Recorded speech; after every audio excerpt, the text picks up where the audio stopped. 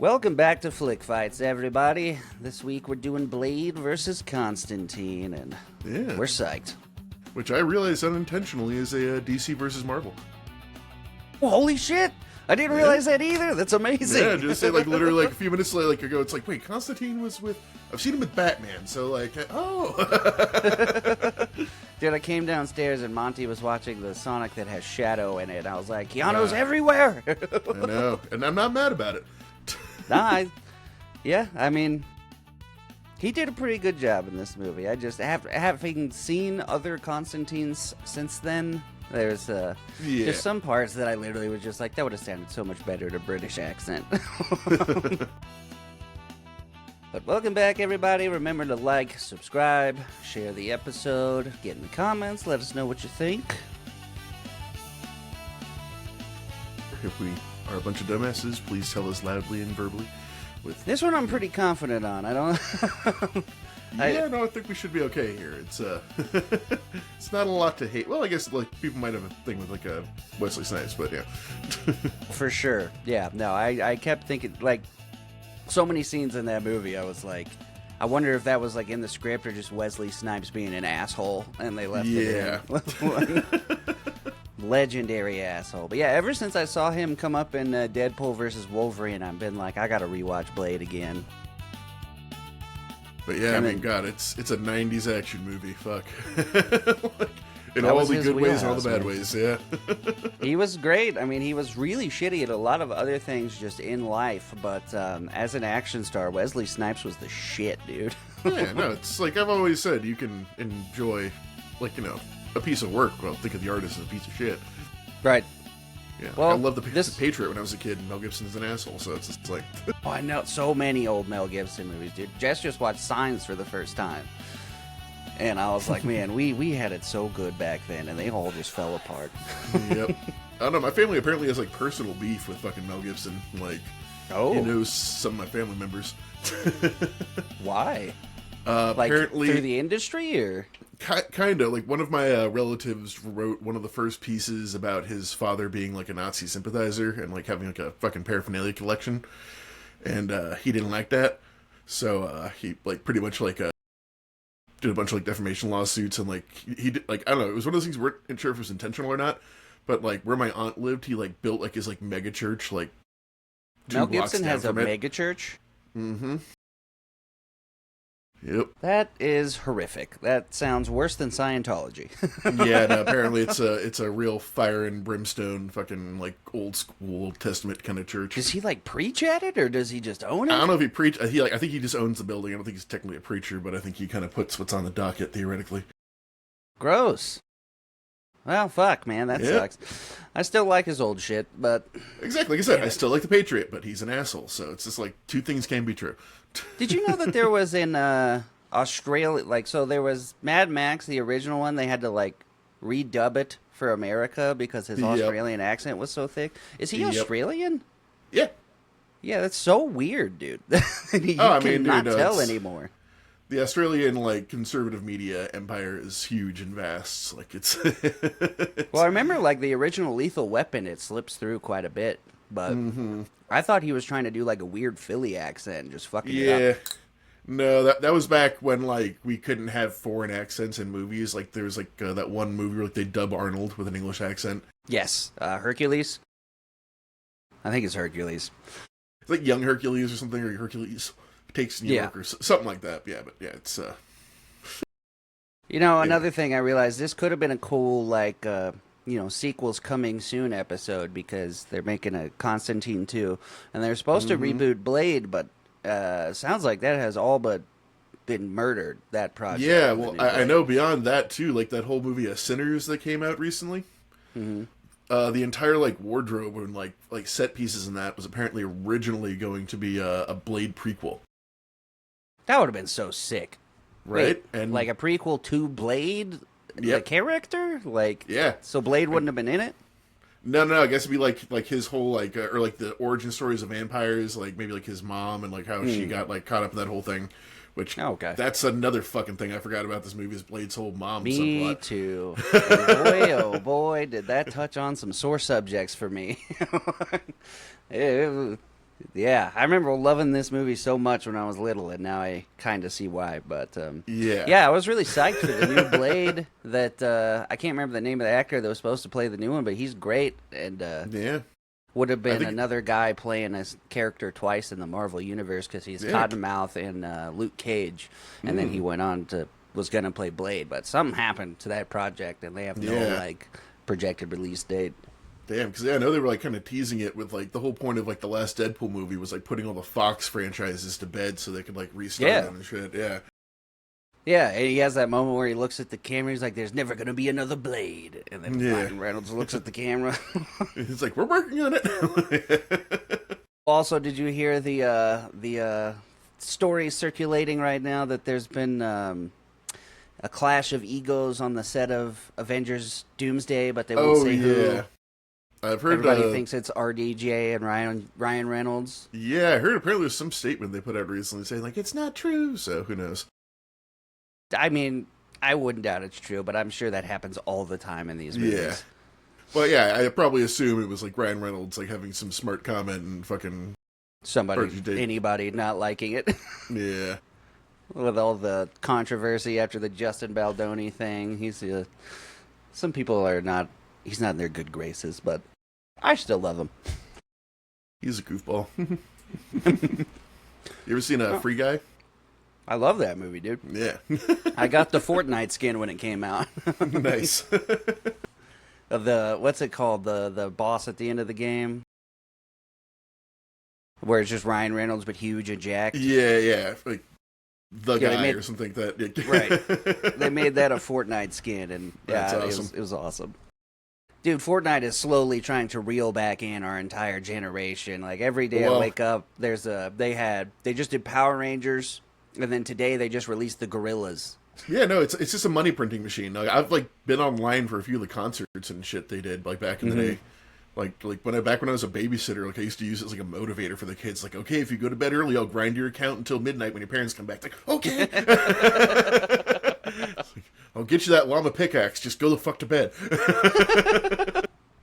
Yeah, me, Keith, and Mark used to play it quite a bit, but it just got so insanely out of control. Yeah, I went back and tried like no build a while ago, and that was kind of fun. Because yeah, it's just like I'm getting to the point like, oh yeah, my fucking like neurotransmitters are not as fresh and fast as these fucking like 15-year-olds jacked up on fucking caffeine and Adderall. Like I have no chance. Like That got so out of control, dude. Seeing like you shoot somebody and they turn into a 3-story business skyscraper. Yeah, and then I'm here. It's like I'm in a box, and then Right. like that's all I can do. Yeah, I've played no build a bit, but like literally every time I get back on, there's some new weapon or some new superpower you can pick up in the game, and I'm just Yeah. like, what the fuck is this? You can be Goku? It's the whole problem is just like it was the first game to really be like a true live service. Where it's like you have to be on all the time, and if you stop, like you'll FOMO the fuck out and not be able to Right. keep up competitively, and like that, fucking got its claws into people. And now everyone is like, yeah, let's do that, but there's like a fucking finite amount of us gamers to fucking go around. So Yep. it can never be the same. I feel targeted when they're dropping Gorillas skins, because I'm like 80% of the people playing right now are not going to know what that is.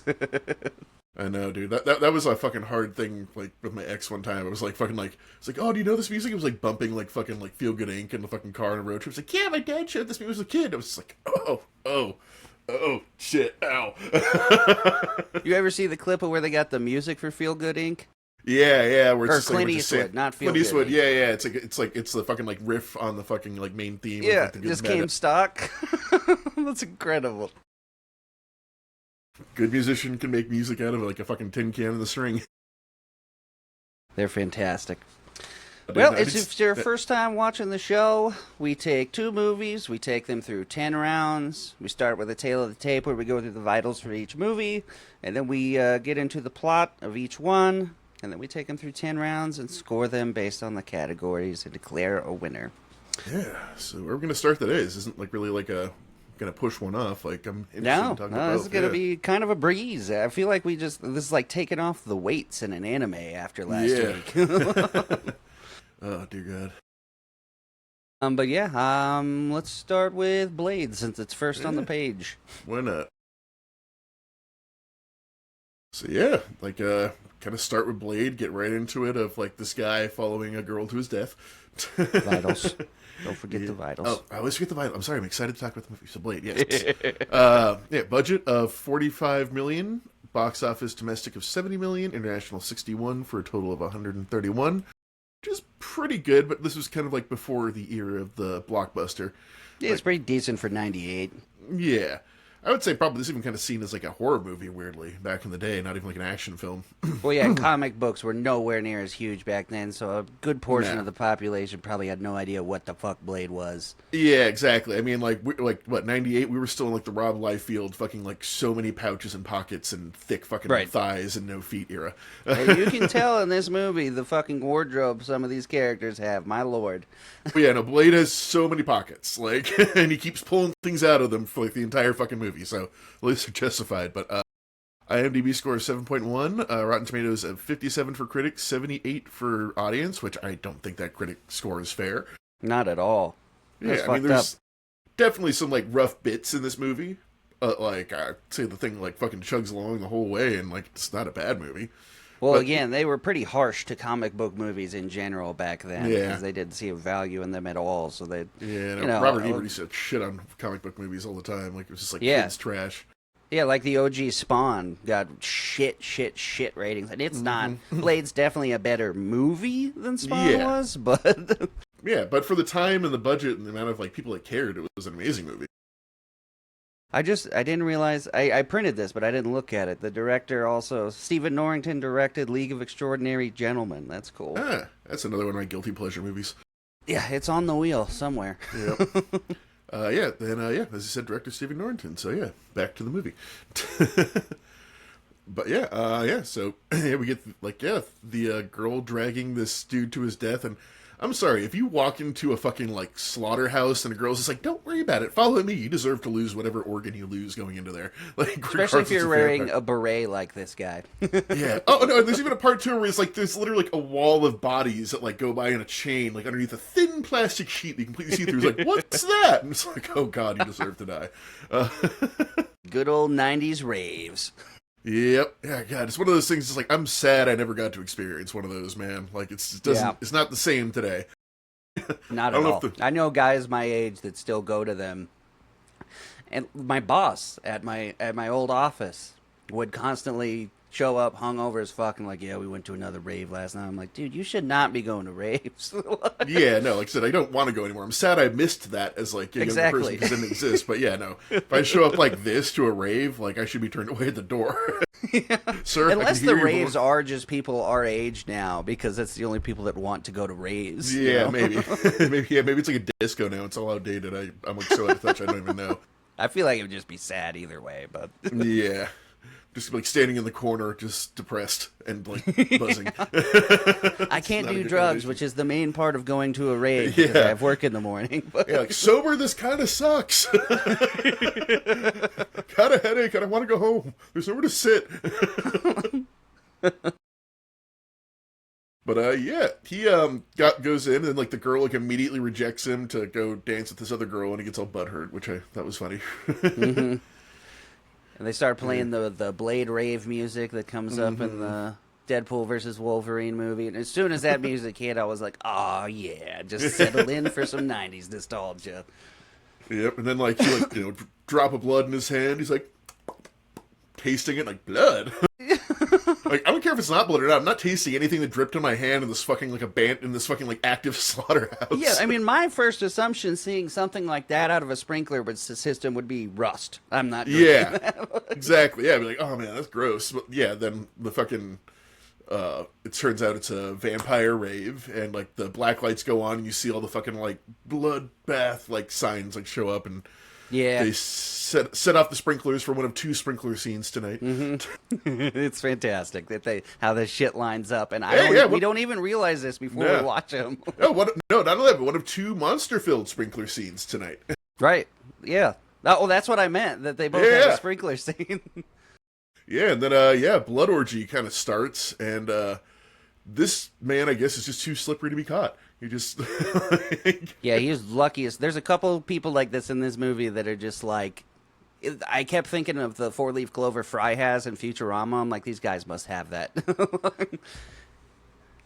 But yeah, immediately when you see how they look when the blood starts pouring down on them, and they look like, I was just like, I miss scary, creepy vampires like this versus we've gone sexy. full sexy, yeah, for a long time now. But yeah, no, this is like, oh, I'm in a den of predators, shit, like exactly. kind of a thing. Yeah, and the DJ has fucking flashlights duct taped to the side of his head. I was like, what the fuck is that? I guess so, because he knows it's going to go all fucking like blacklight and shit, and he needs to fucking make sure the songs are still fading correctly during the bloodbath. Like, he has a goddamn job to do, and he's a professional. That is one of the funny things about this. There are just like vampires with just like jobs. Like, yeah. Like, yeah, that guy's like a cop, and that guy, like, he works like in the meatpacking plant. That's a prostitute. It's like, God, that would be shitty fucking like eternal life. It's like, oh, eternal life. What do I have to do now? Here's your W-4. Fuck. Taxes to do at the end of the year. Yeah, it's like your death and taxes. Now it's just taxes. Yeah, no more death, but you still work for the man eternally, so you're even more valuable to us. Yeah. Now. And only the man, like the capital M, the man, like as we find out later in this movie. But yeah, and then we get our title character appears in all his '90s glory. It is motherfucking fantastic. The blood shuts off. He comes in just like not a drop of blood on him, by the way. Nope, just like immaculate, immaculate black leather. Got the black wraparound sunglasses. It was magnificent. And yeah, he just comes in, blood shuts off, and just like all the tropey stuff, but it's they made the tropes, so exactly. I love it. Yeah, exactly. It's like giving like Psycho shit for like being a tropey horror film, where that's where that shit originated from. Yeah. Yeah. Then we do the classic. Oh yeah, one other thing I was kind of noticed that was a weird thing in it is like while he's standing there like all like badass in the fucking doorway farming aura and shit, there are vampires running in fear like from behind him. It was just like, why? Once you start paying attention to the background people in this scene, it all falls apart because they do the classic. There's 70 of them, but they all come at him one by one.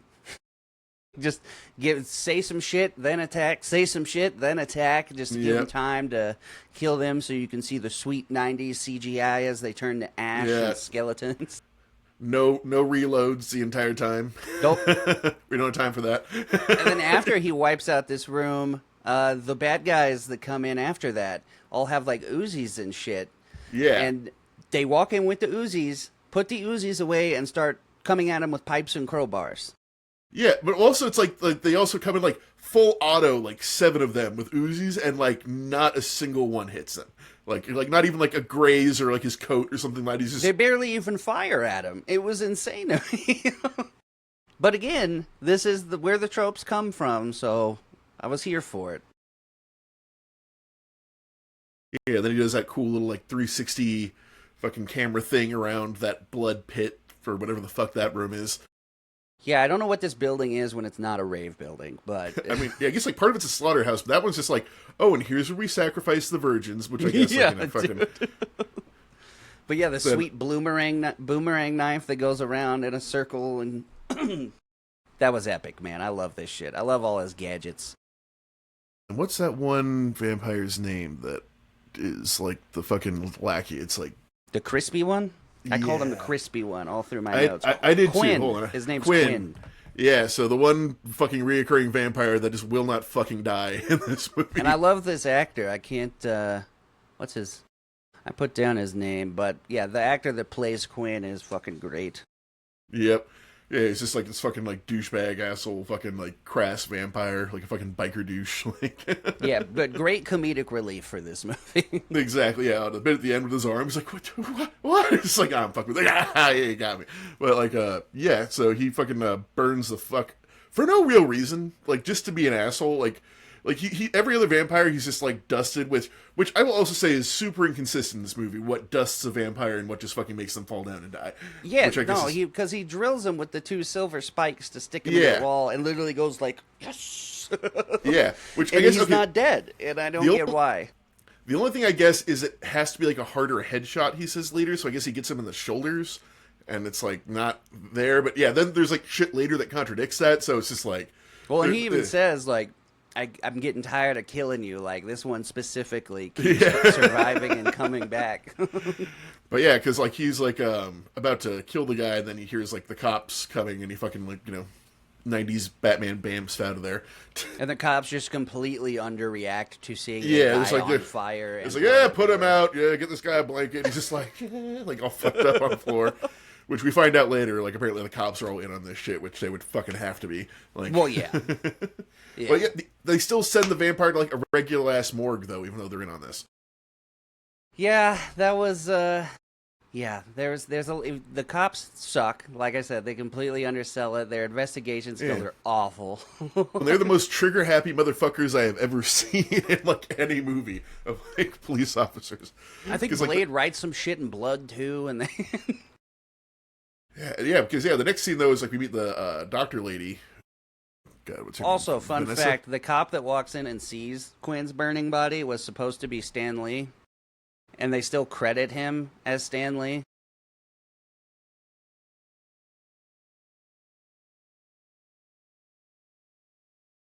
Nabusi, right? I didn't know that was her name. But yeah, the doctor, Dr. Karen, Dr. Karen, yes, yeah, Karen. Yeah, they barely use her name in the entire fucking movie. Yeah. But yeah, she's like a pathologist at a hospital, and her ex-boyfriend in the morgue says like, hey, I got this really crazy fucking body. Do you want to see it? Yeah. And he's like, we're doing... not talking about us. He's like, we're not. Yeah. And like 10 seconds later, it's like, what do you think about us? Like, yeah. But yeah, like, so it's Quinn, like, fucking all, like, cut up and burnt up on the table, and he fucking comes back to life and starts ripping him apart, and she doesn't fucking run at all. Yeah. She just stands there, not even necessarily in horror, just standing there like, oh shit. Yeah. Oh shit. Oh shit. Like, bitch, run. Yeah, then he turns and bites her and she stumbles out into the hallway, and like fucking Blade must have like some kind of like psychic power in this movie. Right. Because he just knows where to be, when to be. Exactly. I'm assuming he's used to chasing this guy, because again, it's specifically this guy. Yeah. I gotta fucking kill this asshole. He's coming back, I'm sure of it. Didn't finish the job. And yeah, he gets the vampire off of her, and he fucking runs away again, like jumps off the window into a fucking ambulance and off into the night. And Another classic Wesley Snipes moment, though, when the cops come in and start shooting at him. And he goes, motherfucker, are you out of your damn mind? Yeah. That was improv. That was just Wesley Snipes. Yeah. So I'm assuming a lot of this was, but I love that shit. I love Wesley Snipes. Then, like, cut to him, like, picking her up, like, off the floor because she's, like, turning into a vampire and bleeding and shit. And the cops just, like, open fire on him while he's fucking carrying her. Yeah. And then he just, like, casually floats her to the building over. Like, yeah, no, she'd have broken something. Oh no, she's like, my arm is dislocated. Like, that's like the entire fucking thing that happens. And then he makes Matrix jumps out the window, and this came before the Matrix. Yeah, I was gonna say there's a lot of Matrix in this. Like it's, I think, well, like the cops standing in the window shooting at him while he does the fucking super jump looked exactly like Trinity in the Matrix, and exactly back to the cops. It's like they're just saying like fucking like 8 deep, fucking shoulder to shoulder, just unloading revolvers like into the fucking city. Well, and then one has a fucking machine gun. Oh yeah, unloads into the door he's opening, and like, where were you 5 seconds ago, dude? Yeah. Again, he's like jumping on top of like an apartment building or something, just fucking like wildly firing into this like civilian structure. And Crispy Quinn dives out another window into traffic, and I'm like, this guy is fucking unkillable, dude. I know, especially for the personality he has. He's such like a grimy, like fucking like sleazeball, but he's like, can't kill me, like the entire time. It was great. Oh man, he'd be a great thing to like model like a D&D minor villain on. Oh yeah, yeah, like Strahd, but annoying. Yeah. Or no, like Strahd's like servant or something like that. Like make the butler like that or something. Yeah. And then you get some sweet panning over the city shots as it turns to daylight in the city, the nameless city. Mm-hmm. That is 100% LA, but not LA. Yep. Then we go to wherever the fuck his hideout is, and it's like apparently massive abandoned industrial like steel fucking producing factory or something. Another building that I'm like, what is this building when it's not for this? Yeah. And like, why is no one checking up on this place? Exactly. They've got like weird medical equipment here. They've got computers. They've got industrial shit. Like, I mean, it's cool. I want it. Like, I want everything in there, but like, how and why, especially. exactly. And like, he even says, I fund this by like robbing the people that I kill, basically. Like, you are not getting enough Rolexes to fucking fund this fucking complex. But yeah, this is where we meet Whistler. Yeah, fuck yeah, Jeff Bridges is in my notes. And this comes up. Oh, sorry, a few Chris times, Christopherson, but not Jeff Bridges, but yeah. this was not in the comics, but it was so popular from the movie that they ended up putting Whistler into the comics after this movie. Mm-hmm. Same with the muscle car and the motorcycle and everything. Yep. Yeah, no, he's basically the Q of fucking Blade. He makes all those little gadgets and whatnot. He kind of reminded me of Sam Elliott in Ghost Rider, too. A little bit, yep. He's also super fucking jacked for how old he is. Oh, yeah. And then, what else we got here? He tries to, like, put some kind of serum or something into her. Oh, yeah, he says she's going to turn. Distilled garlic, or apparently whatever. It's like right. Alum, like extract essence, something like that. It's like literally liquid garlic. Which sounds like some hippie shit you would see for sale now for other shit. But I like that he looks at Blade and is like, hold her, and Blade just puts a single hand on her stomach. Good job, Blade. What the fuck? That'll stop the convulsions. Yeah, and just basically said, like, yeah, she's like 50-50. She might still turn. Like, who knows? Like, really, like, not giving a shit. He's like, why didn't you bring her here? He's like, you know better. And then it cuts to the vampire Illuminati, which I love. Yeah. I love the like concept of this. The most vampire CEO, like, if you put, like, vampire CEO room into an AI image art generator, it would just come out with that room. Exactly. It's like Dr. Evil, high back chairs, big stone center. Like, every they all have race suits of on. vampire, yeah. Everybody except for Stephen fucking Dorff, who you meet here. Also in the Righteous Gemstones. But he's the only one not in a suit. He comes in a leather coat, and he's got spiked up hair, so, you know, he's the cool vampire. Yeah, he's a young, brash, 90s vampire. Yeah, he's the tech startup company versus all these CEO conglomerates. Yeah, and they basically tell him, it's like, dude, you're like, we have rules with the humans, because apparently we find out, like, the governments know about vampires and shit. But basically it's like, we just stick to the shadows and, like, cull off, like, unimportant members of society, and, like, they just, like, let us control everything, basically. And it's like, these nightclubs are gonna fucking, like, expose us and kill us. Like, Blade keeps finding them and murdering, like, half the fucking nightclub. Yeah. What the fuck are you doing? And he's like, just you don't like, get it, old man. Rule everything. Yeah. It's like, I've been a vampire for what, like, 50 years? I know everything. And it's like, there are motherfuckers in there. It's like, yeah, I was born a vampire like 700 years ago, and we do this for a fucking reason. Yeah, so that's another thing they introduced in this scene, that there are vampires that are born, and then if you're like a turned vampire, you're like a half-breed piece of shit, apparently. Yeah, like lower class considered. And I really want to expand on the concept of how a vampire is born, but they don't ever do that, so. Yeah. I mean, I guess just the regular way, I suppose. Just vampire boning. I guess, yeah. I don't know why there's not more of those, but yeah. Yep. He's like on the council, but, you know, we grant you the rank of master, but... You don't have a seat in the council, yeah. Yeah. If they'd only let him have it, they wouldn't have got killed with all those lightsabers. Well, they do get force lightning to death, so I guess it's kind of Star Warsy. Then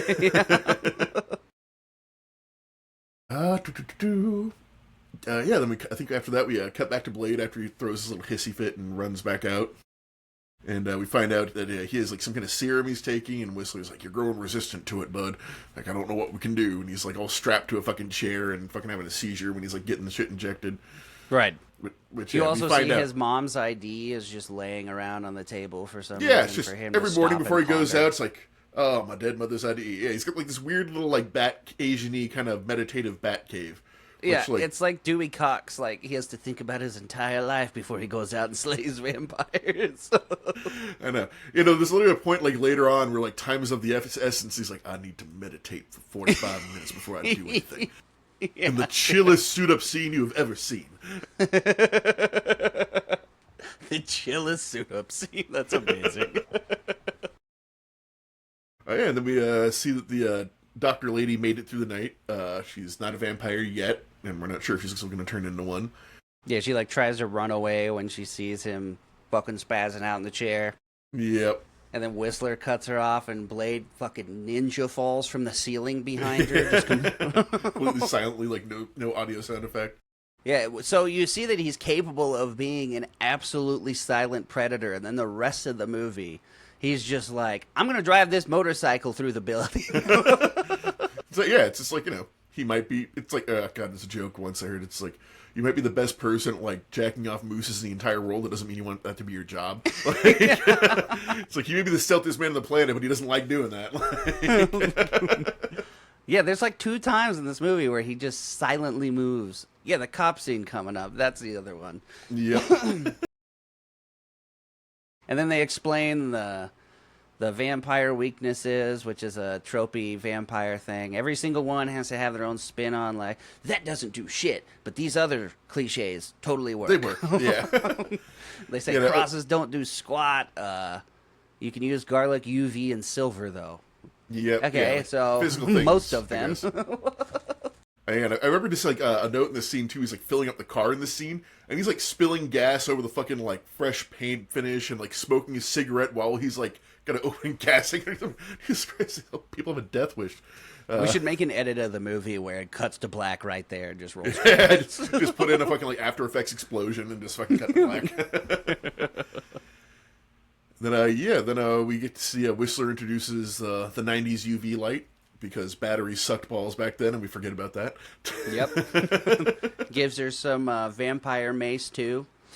Yeah, which sounds delicious. Put that shit right? in pasta.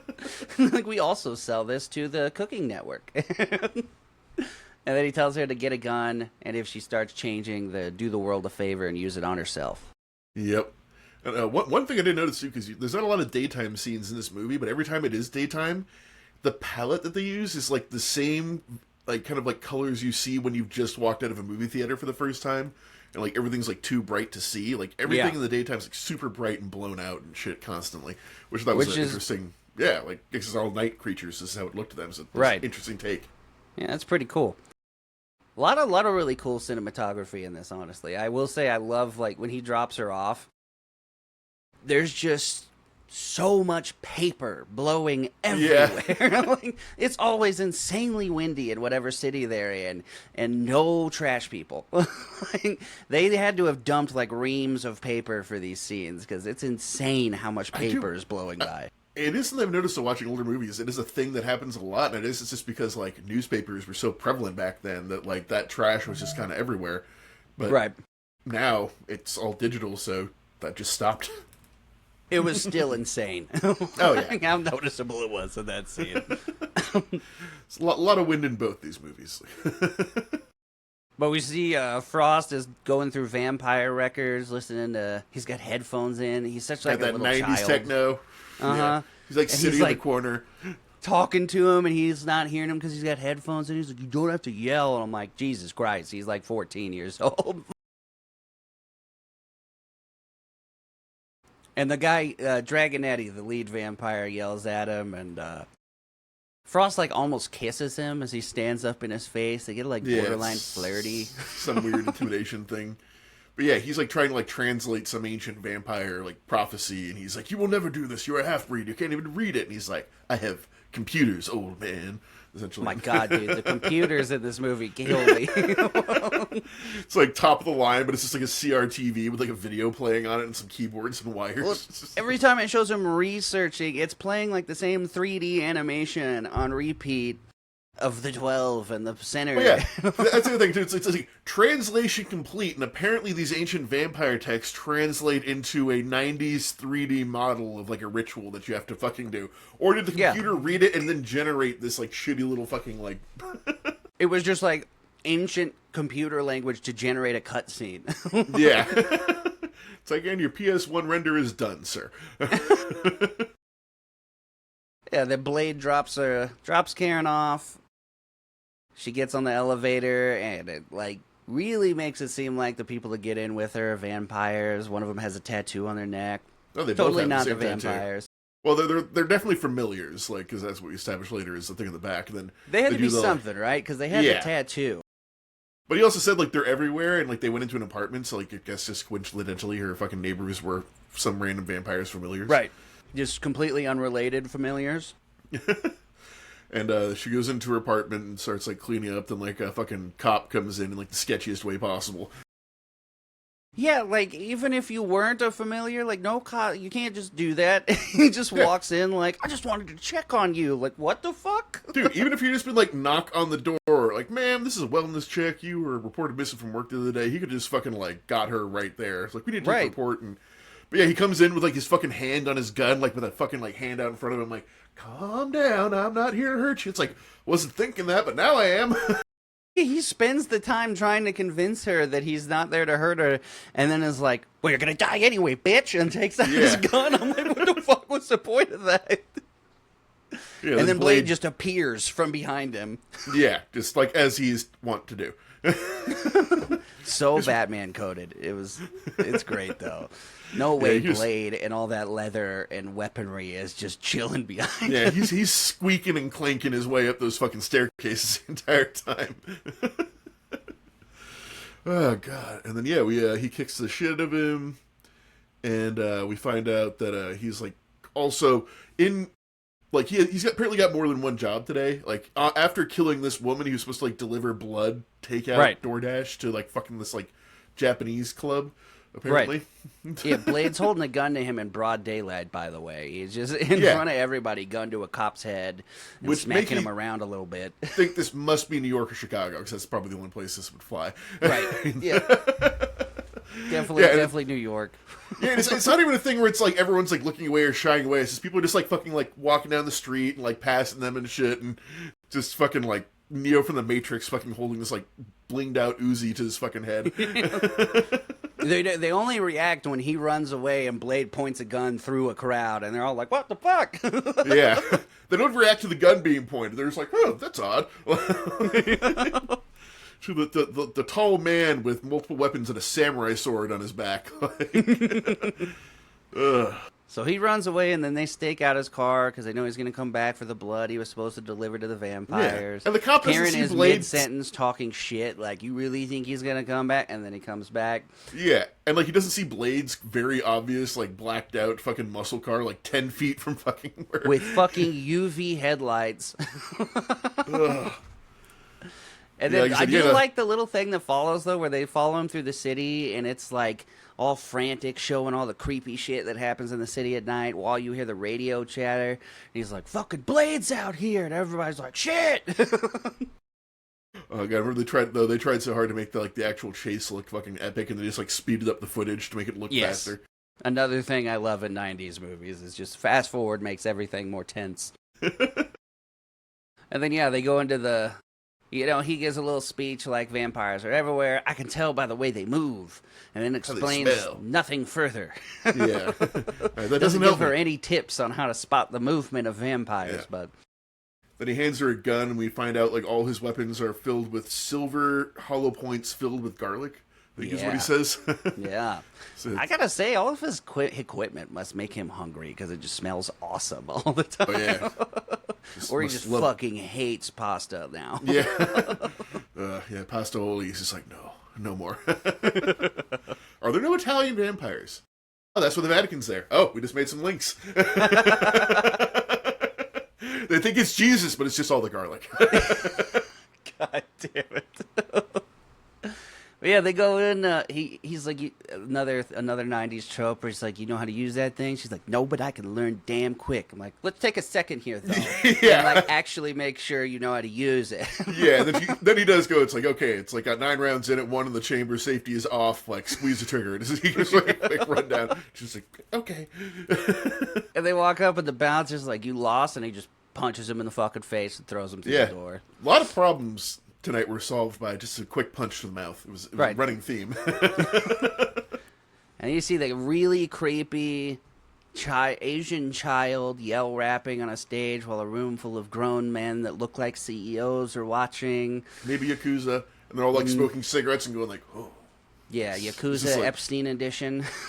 yeah, because those girls, yeah, they're very much like schoolgirl, like little high pitched voices, and It was creepy as fuck. yeah, And it's creepy in anime. It's creepier in real life. I was hoping we were going to see the little girls or vampires to make it slightly less creepy. Wasn't that one of them downstairs? Like, remember that little girl that kicks his ass, like in the fucking archives? But that was a little black girl, so I don't know where the fuck she came from. Did we see the dancing girls' faces though?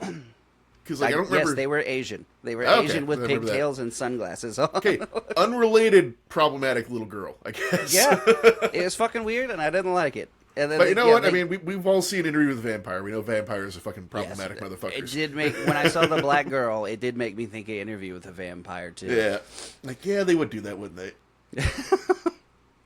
And then they catch him easily, like super easily, just stroll through this place and grab him in the kitchen in the back. Mm-hmm. And get him to tell him where he lives, I guess. Like, oh, yeah, well, it's like, he's like, where's the entrance to whatever secret thing that you brought the blood to? It's like, it's in the basement. And I guess, like, we find out, like, no, it's in the fridge. Like, they open the fridge, it's like half a functioning fridge, half a secret passage. Yep. So we're looking at it, I'm like, wait, there's a pie there, but this isn't a fridge, so is that pie a fake pie to throw people off? But if you've opened this already, you see the thing, so why is that there? Is it a spoiled pie? Yeah. Did they just, like, come in here with a chainsaw? Like, they don't care about food? Like, what's going on here? Yeah, they go and down then we to see Frost doing research on his laptop, watching the fucking rendering, and he's got this weird ass hyperbaric bed that opens up behind him. Yeah, like future coffin is what I kind of figured that was. Right. Yeah. And then we see a black woman get out that we don't see her face. Later. Yeah, she kind of like face away from the camera and up at a screen and shit. And yeah, that's just a fucking like little Chekhov's gun right there for later scenes. Yeah, and then we cut to, like I said, the fattest vampire I've ever seen, which I didn't know was possible. Dude, I fucking hate this scene. This stuck in my head so much when I was younger. It's so goddamn gross and unnecessary. And you think about how much money it must have cost to do this scene, because that was a massive prosthetic, which they had to have multiple versions of as the fucking damage happened. And it could have just been a person. Like, it's so fucking gross. Yeah, it's like beyond morbid obesity. It's like the Blob. Like, it's just, yet again, they drink liquid. Like, I guess like he was bringing lunch to this thing. I guess is why he was bringing the blood to this place, like the cop. Right. But like, yeah. But how did it get so fat? Yeah, it's like, I mean, I kept being sedentary, but like this, I guess blood has calories. Like a lot of them. I don't know. And I would have loved an explanation or something, or just not have it at all. But he's like all squealing and farting and shit at the same time. I'm like, what is this, dude? Yeah, it's like some remnant of the '90s gross out humor or something. I don't know, but yeah, he's like this fat, like I think it's called Pearl is like the fucking name. Of the Pearl. Yep. Yeah, which like, is this a woman? And like they keep saying he. I'm like, something weird happened here. I don't. Gross. And you got Steven Dorff on a video chat there talking shit. Yeah, some 90s video chat, which back in the day would be like, oh my god, it's a video chat. Now we're just like, dude. Crystal fucking clear. How did you do this? On a screen this big? Wow. They tell him about La Magra. They start torturing it, and with the UV Karen light gets from like earlier. super into torturing it, like burns it to death. Like smiling while she does it, really weird. Yeah, I guess maybe it's like they're playing like her vampiric tendencies coming out a bit. Cause like we found out later, it's like the cure didn't 100% work at that point. Right, or she's just a psycho and hates fat people. Yeah, I mean, it's part of it. It was the '90s; everyone hated fat people. It was. Yeah, and then like there's like a door. Like while they're torturing him, they're like there's like a door, and like Blade's like, "What? Like what's this?" He's like, it's nothing. It's just like stuff, video games. I don't know." Like a bunch of like shitty excuses, and they burn him some more, and they blow it up, and it's like apparently this is where like the first edition Vampire Bible is kept. Yeah. Which yet again another theme. I know. I just realized that 2 different versions of the Bible tonight. Yep. And then they go back into this big like. There's only a couple times in this movie where you see like the classic vampire aesthetic stuff, where you've got like ancient scrolls and ancient like statues and rooms and shit. Rest of it's super techy and shit, but yeah, the few moments where you get to see like the ancient vampire stuff is really cool. And they've got like scrolls put up in these big glass cases and everything. And this is where you find the kung fu black vampire child here. Yes. Yeah, this is where everyone knows kung fu, and they fucking they finally realize, hey, if we jump him all at the same time, maybe we can pin him down. Yeah, they just absolutely whip his ass. And that happens a couple times in this movie where when it's important to the plot, Blade just can't fight all of a sudden.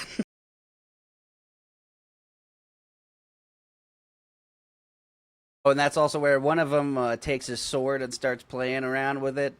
And there's like a trap inside of it. It's the Quinn one. It fucking blows his hand off when he grabs it. Yeah, it's like these like three blades that come out of it, and I think I kind of figured out what it is. It kind of makes sense because like when I was a kid, like that's magic. Does it like sense a vampire touches it or something?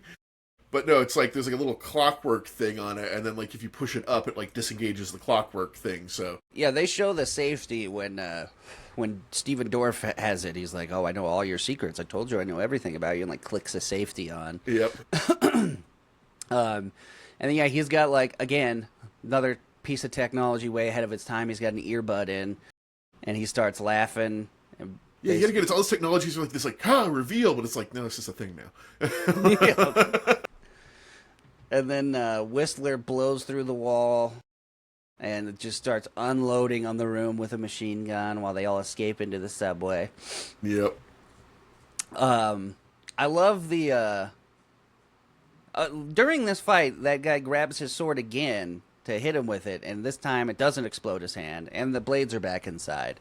And then to get away, Blade reaches out and grabs a train, and while it happened, I was like, no fucking way. There's no fucking chance that didn't hurt like hell. Then, yeah, he gets into the train, and he's like, I pulled my shoulder. I think that's where Quinn loses his second arm here, I think, right? After the one explodes his hand? Yeah, because there's the first one, he loses the first one in the first fight scene. It's because of the train, I think. No, or something, yeah, because like... Well, yeah, because he fucking, like, slams Quinn's, like, fucking face into the passing train and, like, rips up his fucking other arm and his face and shit. Because he's like, my other arm grew back, and then this one gets, like, fucking taken off. Like... I mean, yeah, he, like, for some reason that, I guess, probably grabbing onto the subway is what did it. But when they get onto the train, she's like, you're one of them, aren't you? And then he gives some exposition, and... it cuts to Whistler explaining Blade's backstory, that he found him feral, essentially, on the streets because his mother was bit, and then he was born like a hybrid. He can walk in the sunlight and everything, but and another thing they changed from the comics, he said he ages completely normally. Yeah, in the comics he's immortal. Yeah. Why take that away? We also get a Whistler, just in case we need to reshoot, because Wesley Snipes ages. That's why. Yeah, then Whistler has his backstory where, like, a vampire killed his wife and kids, and they both, like, fucking, like, hunt vampires now, and he's the one that taught Blade how to do it. They were all pretty much like, well, since you asked, we'd love to dump our entire life story on somebody. We're alone a lot. And then, I think we cut to, what I like to refer to as the super sunscreen scene, which has so many problems. Yeah, dude.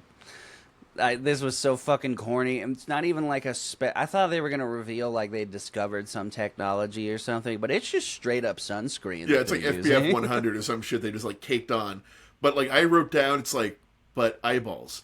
But eyeballs, exactly.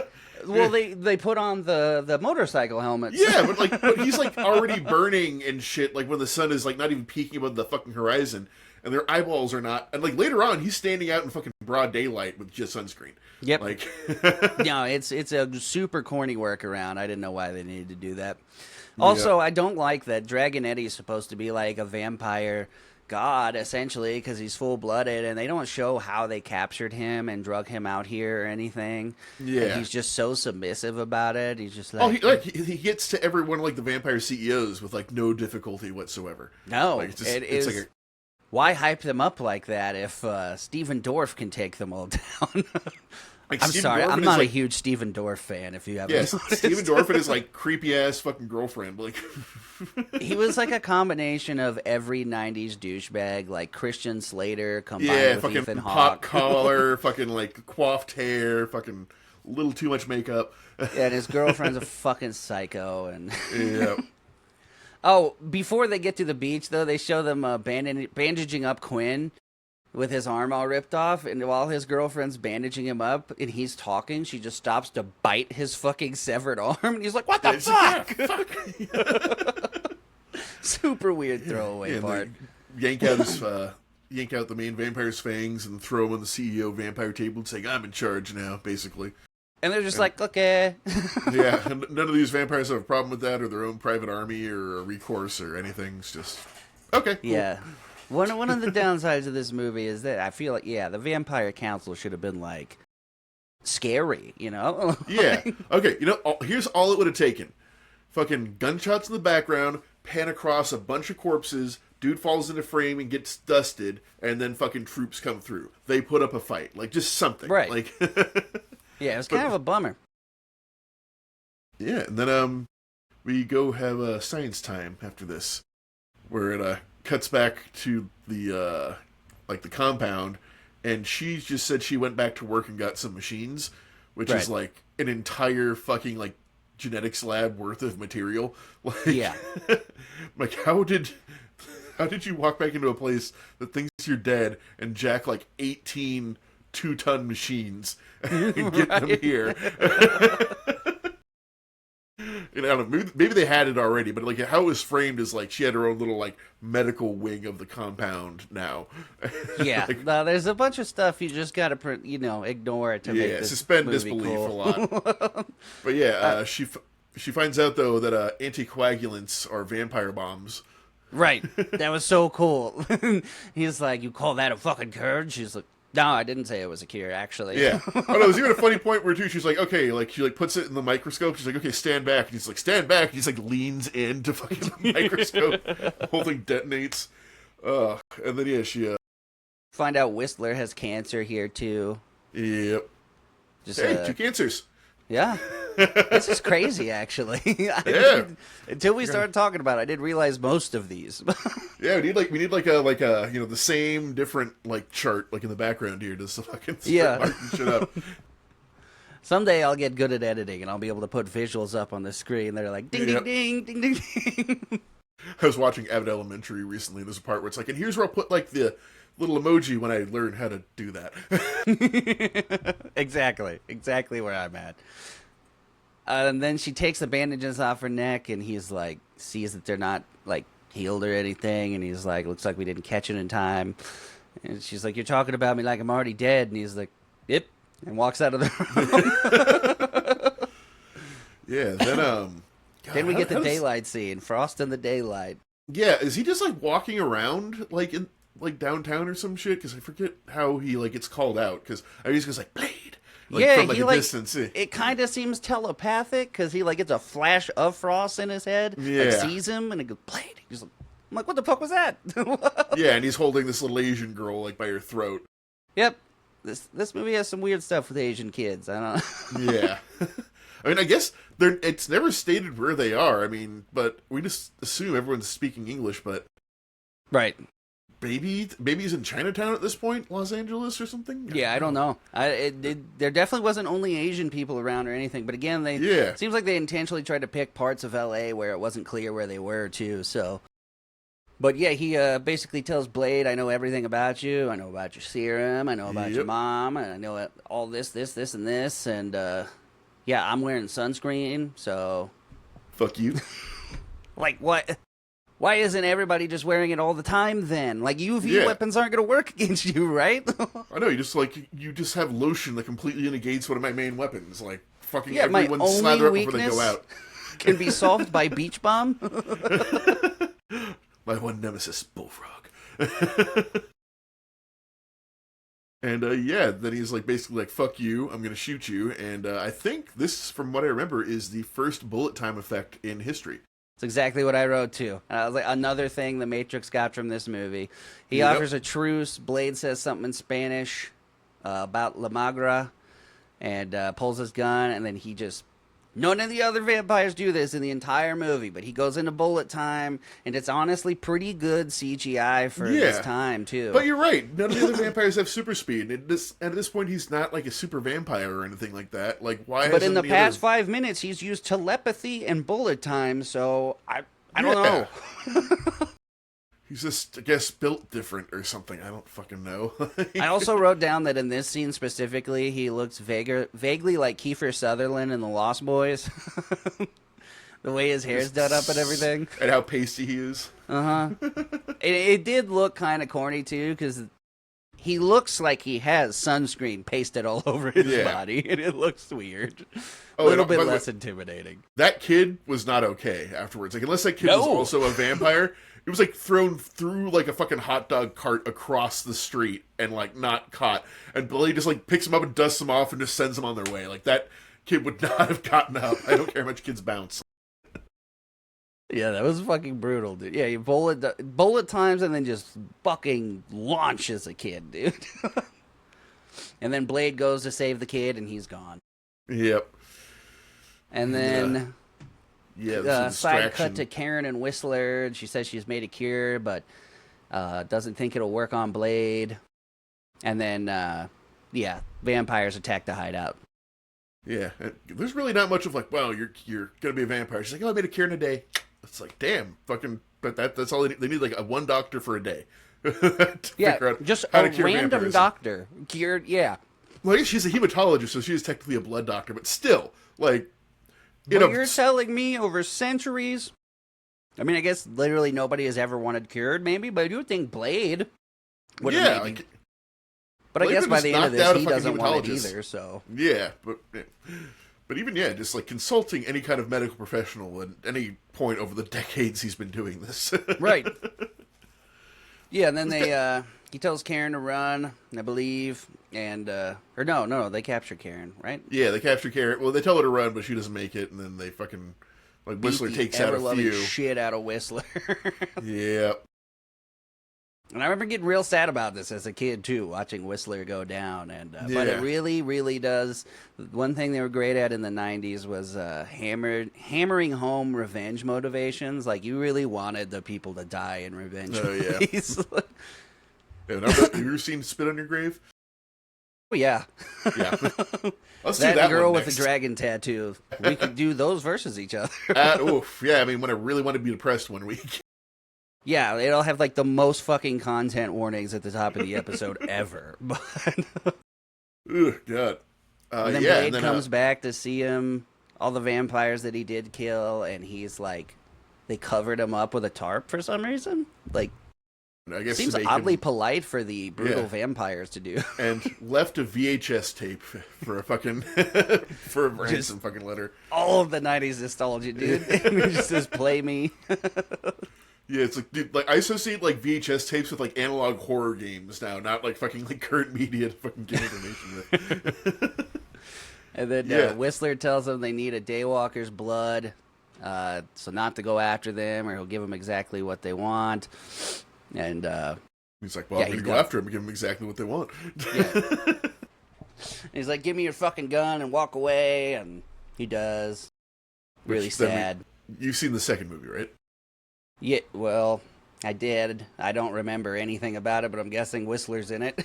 yeah, it's a total fucking fake out. Like, I think like the character's so popular, like we can't kill him. It's like, well, he shot himself in the head. He's a vampire. They saved him. Like, what? Well, that's lame as fuck. Yeah, no, like they like the whole plot of the second one is like they went back and got him, and like they turned him because vampires like regenerate like a motherfucker apparently. And they just, like, keep him in, like, a vat of blood and torture him every day. But he killed himself with Blade's gun, so... Apparently he missed, I guess. Whatever, that's lame as shit. I don't remember that. But also, Blade's gun, I put in my notes, is super weird, and, like, searched it up, because it's a very strange-looking gun. Yeah, it's a Mac 10 or an Uzi or something, I think, It's a Mac 11, yeah, it's a modified Mac 11. Which is cool that they made a custom gun for the movie. Yeah, I mean, it kind of makes sense because, I had some relatives in Vegas and I've gone shooting a few times. So, like, I ever shot like one of those like fucking like hand pistol, like hand automatic weapons.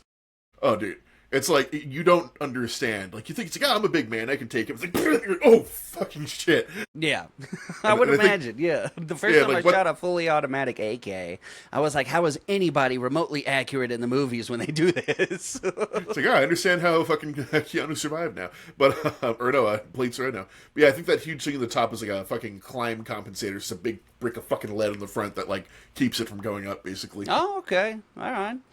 Yeah, that makes sense. It's a real thing. It just makes it clumsy. But if you're a super soldier, fucking, I guess it doesn't matter if you have fucking like 5 pounds of steel in the front of it. The videotape. It's Frost telling him they have Karen at the hostage at the Edgewood Towers, and then Blade starts making some silver bullets and Edgelord Towers. That's perfect. Oh god! No, I mean, everyone is the edgiest of edgelords in this movie. Yeah, yeah. I got some notes towards the end of this movie about how Dorf looks, and it's again just so 90s. But yeah, like he starts doing the sweet prep scene, getting his bullets ready. And yeah, the part so that mellow. Kills me is when he like stands up and chops off the roots of a plant.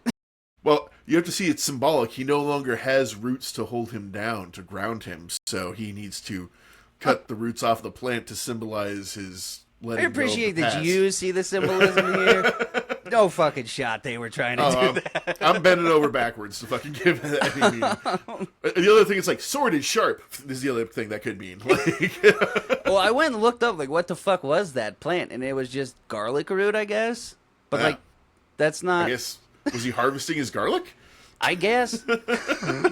Very weird. But, yeah, he gets the serum ready and then literally unveils his motorcycle, which is another thing that became iconic in the comics after this movie. I love at this point, too, like, Quinn hears him coming. He's like, no, man, you have to understand. He's fucking coming. He's got, like, fucking PTSD from Blade. They keep cutting back to, like, I'm telling you, dude, there was, like, 20 guys, and then he did. Yeah, he's just got to cut through all of them and get right to us. We need to go.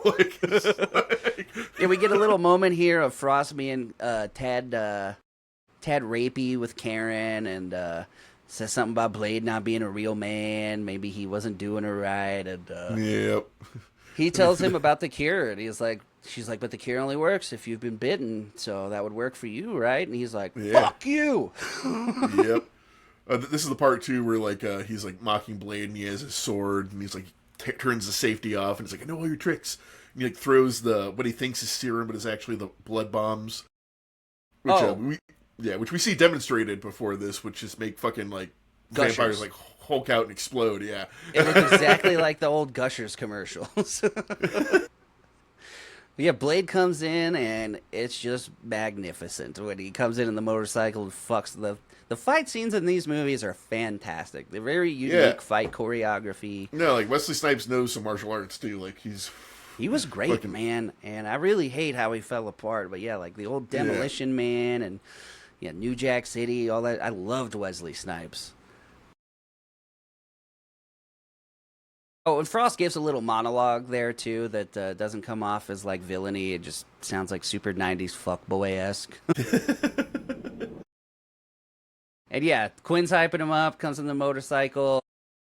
We get a sweet little hallway fight here, which I love in, like, kung fu-esque movies, with him versus the two people with the taser batons. I still think the best hallway fight scene goes to Oldboy, but yeah, this is a pretty good one.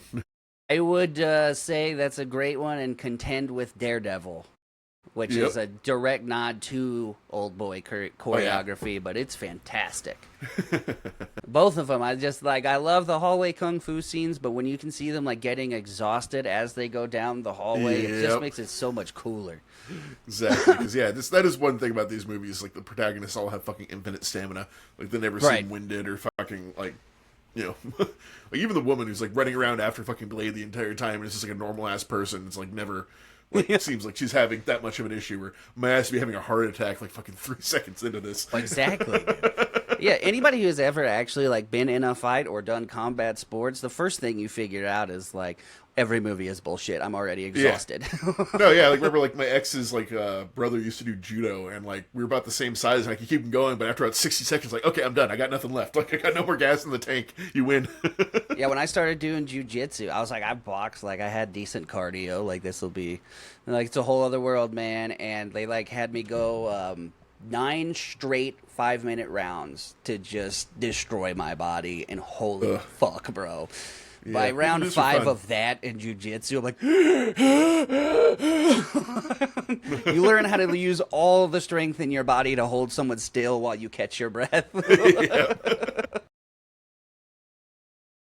And then, I think that Blade's biggest weakness in this movie is apparently taser batons, because they capture him several times with taser batons. Tasers, yeah. And then cut to the whitest room ever made, where they're playing the 90s CGI animations again on the computer screen. Uh-huh. And find out the black girl's Blade's mom. And again, like, there's several times in this movie you see Blade, like, having flashbacks of his mother. Yeah, which he shouldn't have because he was a minute old. Right. Like, I get that he kind of knows what she looks like from her driver's license that they have. Yeah, but it is a specific memory of his own birth, is what he keeps flashing back to.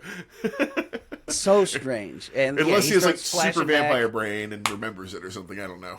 Maybe. I don't know, man. It's very strange. Because, he has a flashback again. Frost is like, you always want to know who bit and turned your mom. Well, now you know. Yep. And she's like, I'm on their side, baby. And this is one of those moments that, I hope my mom doesn't watch this episode, but it just made me think of some stuff, and I fucking hated this part. You know. Yeah, she gets a little too close and a little too licky for. Oh, bro, that shit too. I made that note several times. This is creepy as fuck. But yeah, she's like got her arm around Frost, and I hated that shit. And let's see. Frost reveals he bits his mom. Blade gets captured with Karen. Yep, yeah. Karen gets thrown into the pit with her fucking vampire zombie fucking. Well, that happens after this. First, they're together, and she says she has a cure for Blade, but it would take away all of his powers and everything. He wouldn't be able to fight. Oh yeah, there's a little stone room somewhere. This is fucking elaborate how they get in or out of that room. I forgot about that. Then they show the chamber where you finally see some great, like, ancient vampire aesthetics, because it's like probably 12 stories tall pit underground with some awesome statues and runes and stone. Yeah, they say, like, they lost it somehow, they said, too. It's like the fucking vampires, like, forgot this place exists. I'm like, this is America. He turns to the council, he's like, somehow these dipshits forgot about it. I'm like, how, though? How did... It's, like, here with you. Okay, it's like, okay, maybe if it was somewhere in, like, Asia or Europe or something like that, where it's like, we've been here for thousands of years. But it's like under our building. Yeah, we're in like Chicago. Like fucking people that have this building technology have been here for like 300 years. Like, how do we lose this? Who lost the record? And you forgot the room to summon your fucking blood vampire god? Yeah. No shot. Oh, I also looked up what La Magra translates to, and it's the thin one. All right. So, that's weird. They could have made it something blood-related, but whatever. Yeah, I guess he's always hungry, maybe, or something. I don't know. And then Frost plays around with a sword, and like Blade's sitting there waiting for it to explode in his hand. He's like, I told you, I know everything about you. And flicks on the safety. Yeah, and then he's like, Quinn, hold out your hands. And he's like, I just got it back. I mean, props to Quinn. He holds out his fucking arm. He's just like, really? Come on, man. Just like, I gotcha. Fucking around, buddies. I think Quinn is also wearing Blade sunglasses here. They're all just playing with all his cool shit. But yeah, they basically, like, it's like that scene in Sunny where they couldn't decide who wears, like, Indiana Jones outfits, and it's like split it among the gang. It's like everyone's got a piece. Like, the girlfriend's got the sword, one of the guys has the shotgun. Like, yeah, they all it's hysterical. They're like, well, this shit's cool. I mean, we're gonna keep it, obviously. Yeah, and like that's when he throws off the fucking vampire bomb thing, thinking it's serum. Yeah, and I was like, you didn't see it shatter, so obviously that's going to come up later. Yep. And Blade is falling apart because the thirst is overtaking him, so he's like weak as fuck. And then they walk Karen off and do like a quick little lore dump about how sometimes when people get turned, they turn into zombies and are like not cool vampires. Yeah. So it's like, we just keep them around for shits and giggles, I guess. They just walk into a random chamber full of holes and throw her down into a pit with her ex-boyfriend from the morgue, who is now And like they said, they're like zombies, but he's speaking perfect English. He just looks Yeah, kind well- of gross. What I would hear, basically, I think he's like insane because he was like trying to diagnose himself in his muttering. He was like, no blood flow, no pulse, like ligatures on the wrist. It's like all this shit like that. Like he was like, his mind was broken. Yeah, maybe after a certain amount of time they completely fall apart. But also, I feel like that would just happen to a starved vampire. So I don't know. Yeah. But it was a really weird thing they just randomly throw in. Like, he could have just been a vampire. Yeah. You know? And then she gets out in like literally 30 seconds. You beats his fucking ass and crawls out just fine. Yeah. And like the bone is important because the bone comes up later, but she uses like the bone to fucking like go up Right. the ramp. Cut to Blade's mom is cutting off his shirt in a very sexual manner and like Yep, practically rubbing on him licking and- his nipples. It's just really weird, and I guess maybe it was just like, this lady's like, I'm in a movie with motherfucking Wesley Snipes with his shirt off, like, I don't give a fuck who I'm playing. Yeah, I just want to like see like the director's outside. It's like, you're the mom. It's like, I don't care. It's Wesley Snipes. Exactly, dude. Because it keeps happening. It cuts away, cuts back, and she's just like rubbing her hands all over him and shit. I'm like, dude, what the fuck? Ugh, yeah, no, it's terrible. Then, they start setting up the ritual and getting all the CEOs into place, and Yeah, Deacon she says, Frost gets into the center. your mother died, these are my people now, and I another enjoy note I killing. put, it's a good thing he knew that was his mom, because could have got some real old boy shit here otherwise. Oh yeah, no, yeah, she's just basically, it's like, I enjoy the hunt, I enjoy killing people, this life is awesome, like, you're not gonna sway me in any way, I'm gonna kill you here. Like, Yep. I don't care about you. They put him in like a kind of like an Iron Maiden and cut his wrists open. And Yeah. Which happens that- again in the second movie. If I had a nickel for every time he was on a specialized table to extract his blood, I'd have 2 nickels. But yeah, no, that's a common theme. I do remember that him being a daywalker is so insanely fucking important in every movie. Yeah. Even though it barely seems to come up that he can walk in. He does everything at night. So Beyond that, too, a few things that occurred to me. One was, they know the daywalker blood is like a known component in the ritual. So it's happened before. right, yeah, They know how they're made because Exactly. his mom is there. Why aren't they making daywalkers? Like, yeah. They could have I mean, just had like a it's- whole level of this underground facility of pregnant people getting bit. Yeah, like, it's fucked up and evil, but like fucking vampires. Like, So they're are fucking doing they, this shit yeah, anyway. exactly. Yeah, it's like it's a pragmatic thing. It's just like, okay, get like 10 pregnant women, bite them as they're giving birth. Oh shit, we have 10 daywalkers beholden to our cause now. Right. And that doesn't Like- happen in any of them. No, I could like be the best vampire king ever right there, right now with like fucking my idea. Just super pragmatic vampire king. Yeah, no, That I would just be did the amazing. math. Oh man, wouldn't that be cool? It's just like the vampire king is just like an accountant. Like it's just like this like super bland normal guy who just like knows logistics and like logic really well. Like You ever see that Key and Peele skit where it's like a normal dude gets brought into like Interview with the Vampire World where they're all Yeah. hissing and wearing leather and he's like just wearing a windbreaker and he's like, you know, you could just pop out your fangs like this and goes, he's like, you ain't got to do all that hissing and shit. yeah, and everyone's just like, oh. It's like love one guy that likes the fucking skit. aesthetic. He's like, if you don't stop rubbing my nipple. Thanks to fucking TikTok and all that shit, every once in a while we'll discover a new Key and Peele skit, and that makes my day It's the happy. best, dude. Yeah. But yeah, you see the blood go down this sweet like stone path through all the Yeah, runes. which- I always ooh. love that in movies. I will say though, the CGI blood in this is It's brutal. Oh, It's brutal. They And did the not lightning. understand. The lightning was bad, but the blood was like strawberry jam. Like it was the most like gooey, fucking viscous.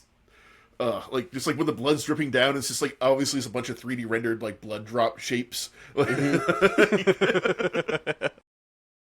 Red Cross is fucking dripping from the fucking ceiling. It's just oh god. Yeah, Karen climbs out of her hole. They start the ritual.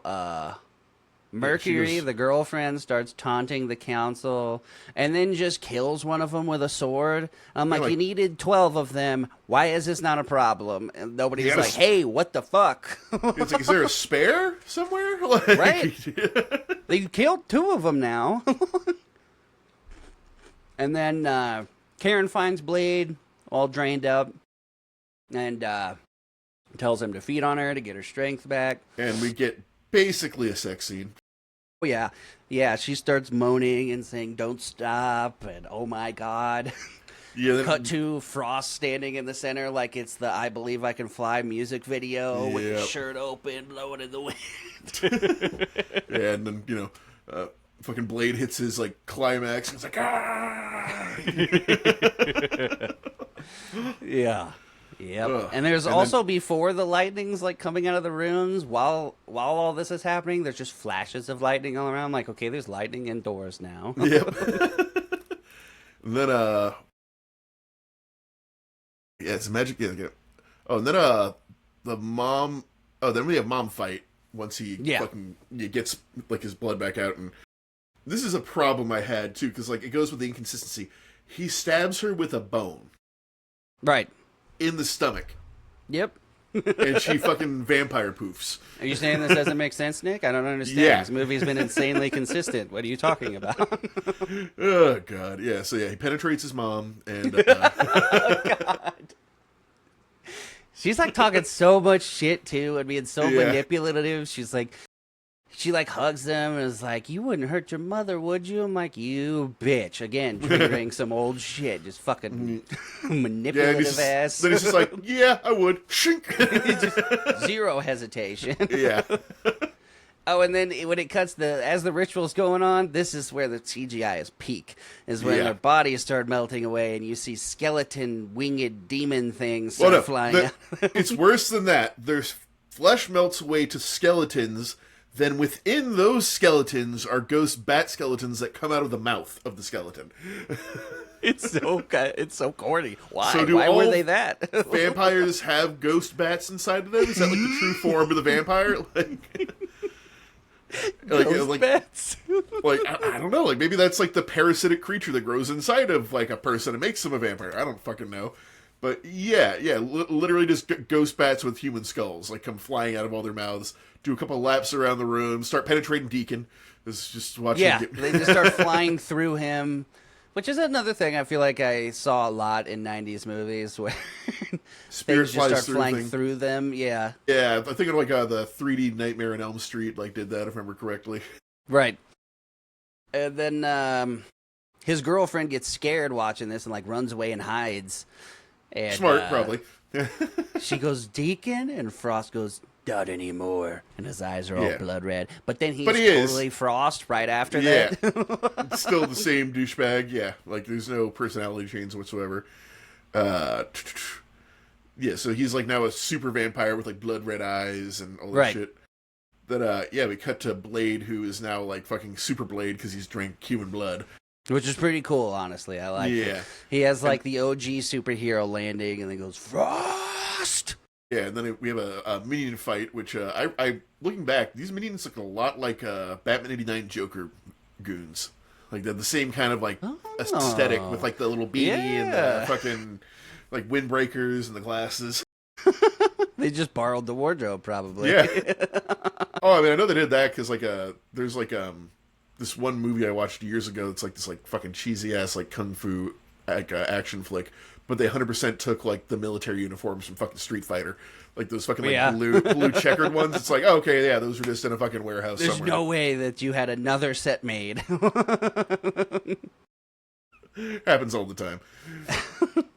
I like what he rips one of them. I think it's Blade. Rips somebody's throat out and throws it at somebody. Which made me think of Roadhouse. Yeah, it's all just like super fucking quick cuts. He like garrots a guy with a fucking wire that he has like in his vest. Like all these super cool fight scene. And Mercury fights Karen. By the way, I hate that actress in this movie. She was fucking terrible. The girlfriend. And she just gets vampire maced, which I guess she upgraded with the anticoagulant at some point off screen. Right. Yeah, it's definitely souped up since the last time we saw this mace. Yeah, because the thing is, the reason why I think I saw the edited for TV version is like, how does this bitch die? Like, I can't remember like how the girlfriend went out, and I'm like 90% sure that whole scene is just cut out because it's so quick and so graphic. Yeah, no, a lot of this movie, probably most of this scene, honestly, wouldn't have made it on TV, but. You get Blade and Frost fighting, and Blade's whipping his ass, and then he Oh, stops and goes, "My turn." but also, yeah, fucking Frost just has a katana for some reason. Mm-hmm. Just ready, like, just in case he needed to sword fight Blade, like, who didn't have his sword at the time. Yeah, the sword fight was cool as shit too. I don't know Yeah. why he knows how to use a sword because he was clearly born in this century and everything. Yeah, in the West, and yet again, katana. Like, they give him like a rapier or something to like. It's like, oh, okay, he was maybe around 100 years ago and knows how to sword fight. No. He apparently did a stint in Japan at some point and fucking learned the way of the blade. Like, just yeah, that was one of the things that took me out of it. It's like we need to have a sword fight here, so I could think of to like explain that away as maybe absorbing all these souls and everything gave him the knowledge of the vampires. I don't know. Maybe there was. I mean, there was an Asian. Okay. Here's the thing. There was that one like Asian vampire with the Fu Manchu mustache. Right. All we need is to see him have a sword, and then fucking like Frost take it off the fucking ground where the ashes is. It's just like I could fix these things with like 30 seconds of extra footage. Right. Like, it's just Or, they had that Viking vampire at the table with all the runes on his head. He could have fucking pulled out a great axe or something. Yeah, or even like a fucking short sword or something. Yeah, just anything but like the cringiest edgelord weapon known to man, which is the fucking white guy holding a katana. Like, well, again, this is where all those tropes come from. So yeah, I'm sorry. I love Japanese culture. I think it's cool.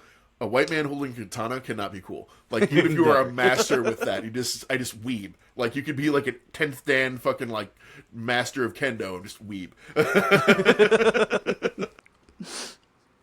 And then you get the worst blood CGI. Oh yeah, when this Blade is the one that like, I cuts him in remember in my half, head. And the blood pulls them back together. I'm like, oh my god. Is the weird thing, because honestly, up until this point, this movie has not relied that much on CGI for its like effects and shit. It's done a lot, mostly practical. Right. But like this, like I almost wonder if there was like another thing they were doing before this, and they're just like, well, we have the blood CGI like tool that we made for the other things. We can use it again. Or they just realized they had a budget surplus at the end of the movie. God, it was just so bad though. It just literally looks like he's filled with fucking like the thickest fucking like tartest strawberry jam. Like, it was terrible, dude. Maybe this was all low-key just a straight-up ad for Gushers, because again, it reminded me of the old Gushers. Yeah, it looks exactly like the Gushers explosion fucking like CGI from back in the day. It's, yeah. Or the Capri Sun ones. Yeah. So yeah, but he cuts him in half, cuts off his arm, and he just like regenerates, and he's like, you can't kill me, ha ha ha. Oh, and then he says, some motherfuckers are always trying to ice skate uphill. And that's that's after like, he gets knocked on his ass and looks up and his fucking like the fucking anticoagulant syringes are like has the throw of a lifetime to knock his fucking vials down and catch them behind his back. And I'm like, was that necessary? What if you missed? Yeah, and then Blade. like fucking ninja fucking darts like fucking like 10 of these fucking anticoagulants. And apparently you had to wait for the 10th one for it to start working. Yeah. 9 was enough, but 10, that was just tips over the limit. And then fully turns into a gusher. Yeah, and that's what he says, like, some motherfuckers are always trying to ice skate uphill. It's like, what is that because his name is Frost? Like, where is that reference coming from? I don't know, but it was such an iconic line that lasted through the ages. Yeah, we haven't heard it before. Like, there's no ice skating in the movie. It just kind of comes out of left field. And then Karen calls out from the top of the chamber, Blade, let's get out of here. They step outside into, again, the windiest city on the planet, apparently. Blade refuses the cure, tells her to refine it, like make a better serum for him. Mm-hmm. And then we get a sweet little epilogue scene of Blade goes to Russia. I guess. Which doesn't get followed up on at all in the next movie. Nope. Get a sweet little shot of Blade standing in the snow with his sword, but no point other than that. Just kind of ends there. Nice little trip through memory lane, and that is an epic looking shot too. But again, like you said, they never follow up on him being in Russia or anything. So, yeah. Guess like he killed all the vampires in New York, and you were nameless American city. Now he's going to nameless Russian city. Yeah, I guess. I don't know. All right. Well, before we get into Constantine, do you need a break? Yeah. Get a drink and everything. Give me a break. Wait.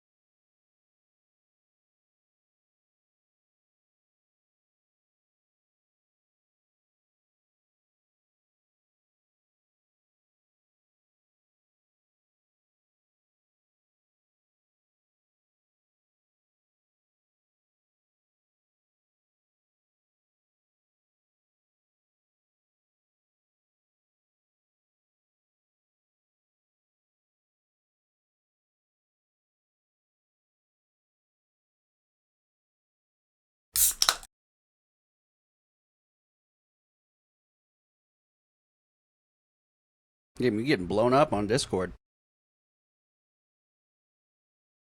Wood can shut the hell up now.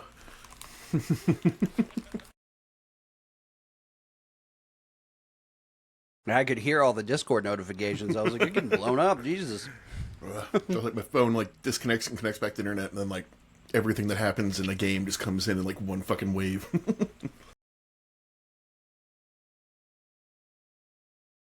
All right.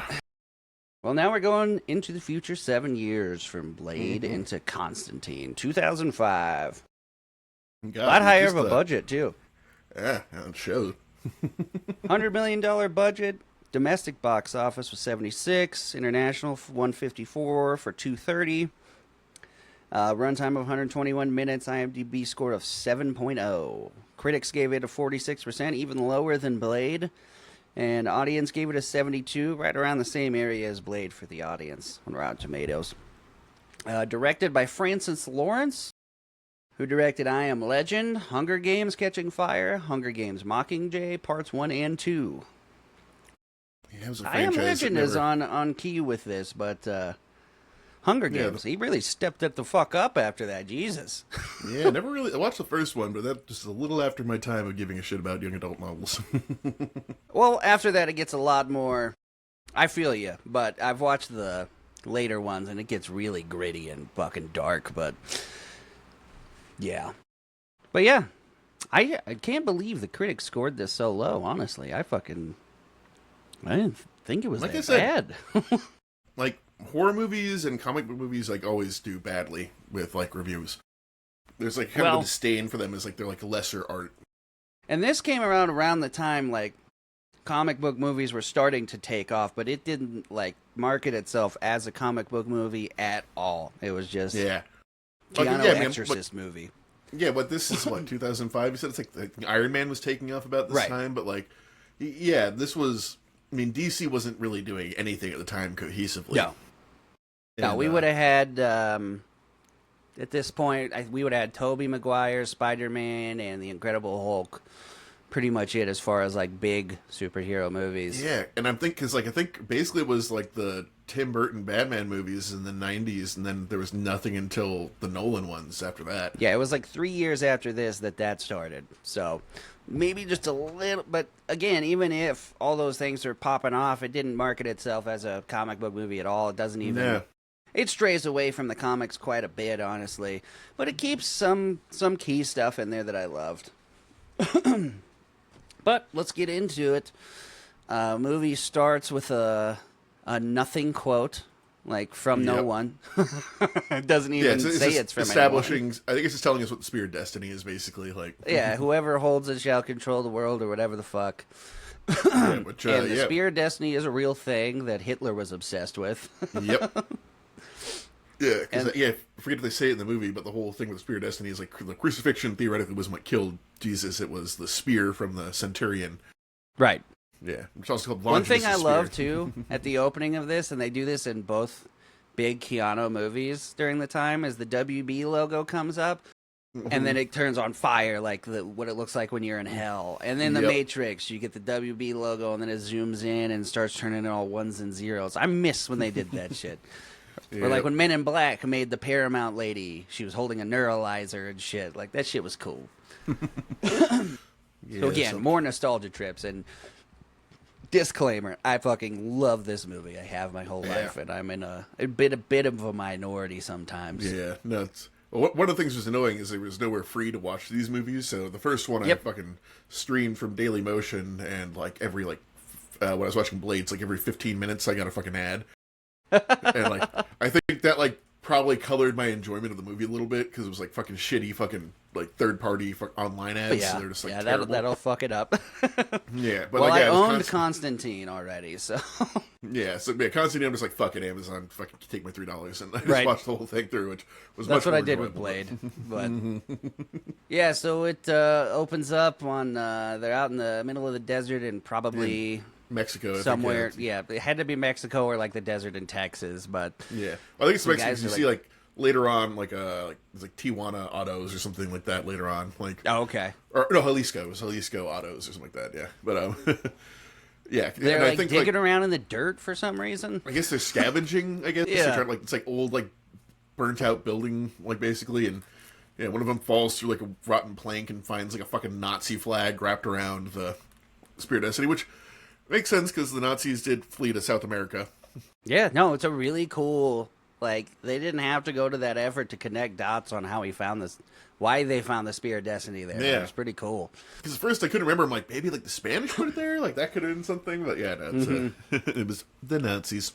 And then Manuel finds the spearhead. He like hears whispers that like draw him to it, gets it, turns like full blown, just zoned out, starts walking off, and then you get a giant jump scare right at the beginning of the movie as a car in the middle of the fucking desert just comes and runs into him, but he full Hancocks it. It just the car just crumples around him, and yeah. it's like a symbol appears on his wrist, and like all his black veins appear, and he just keeps walking.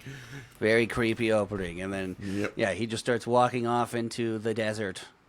Yeah, then we cut to East LA, from the best I can understand.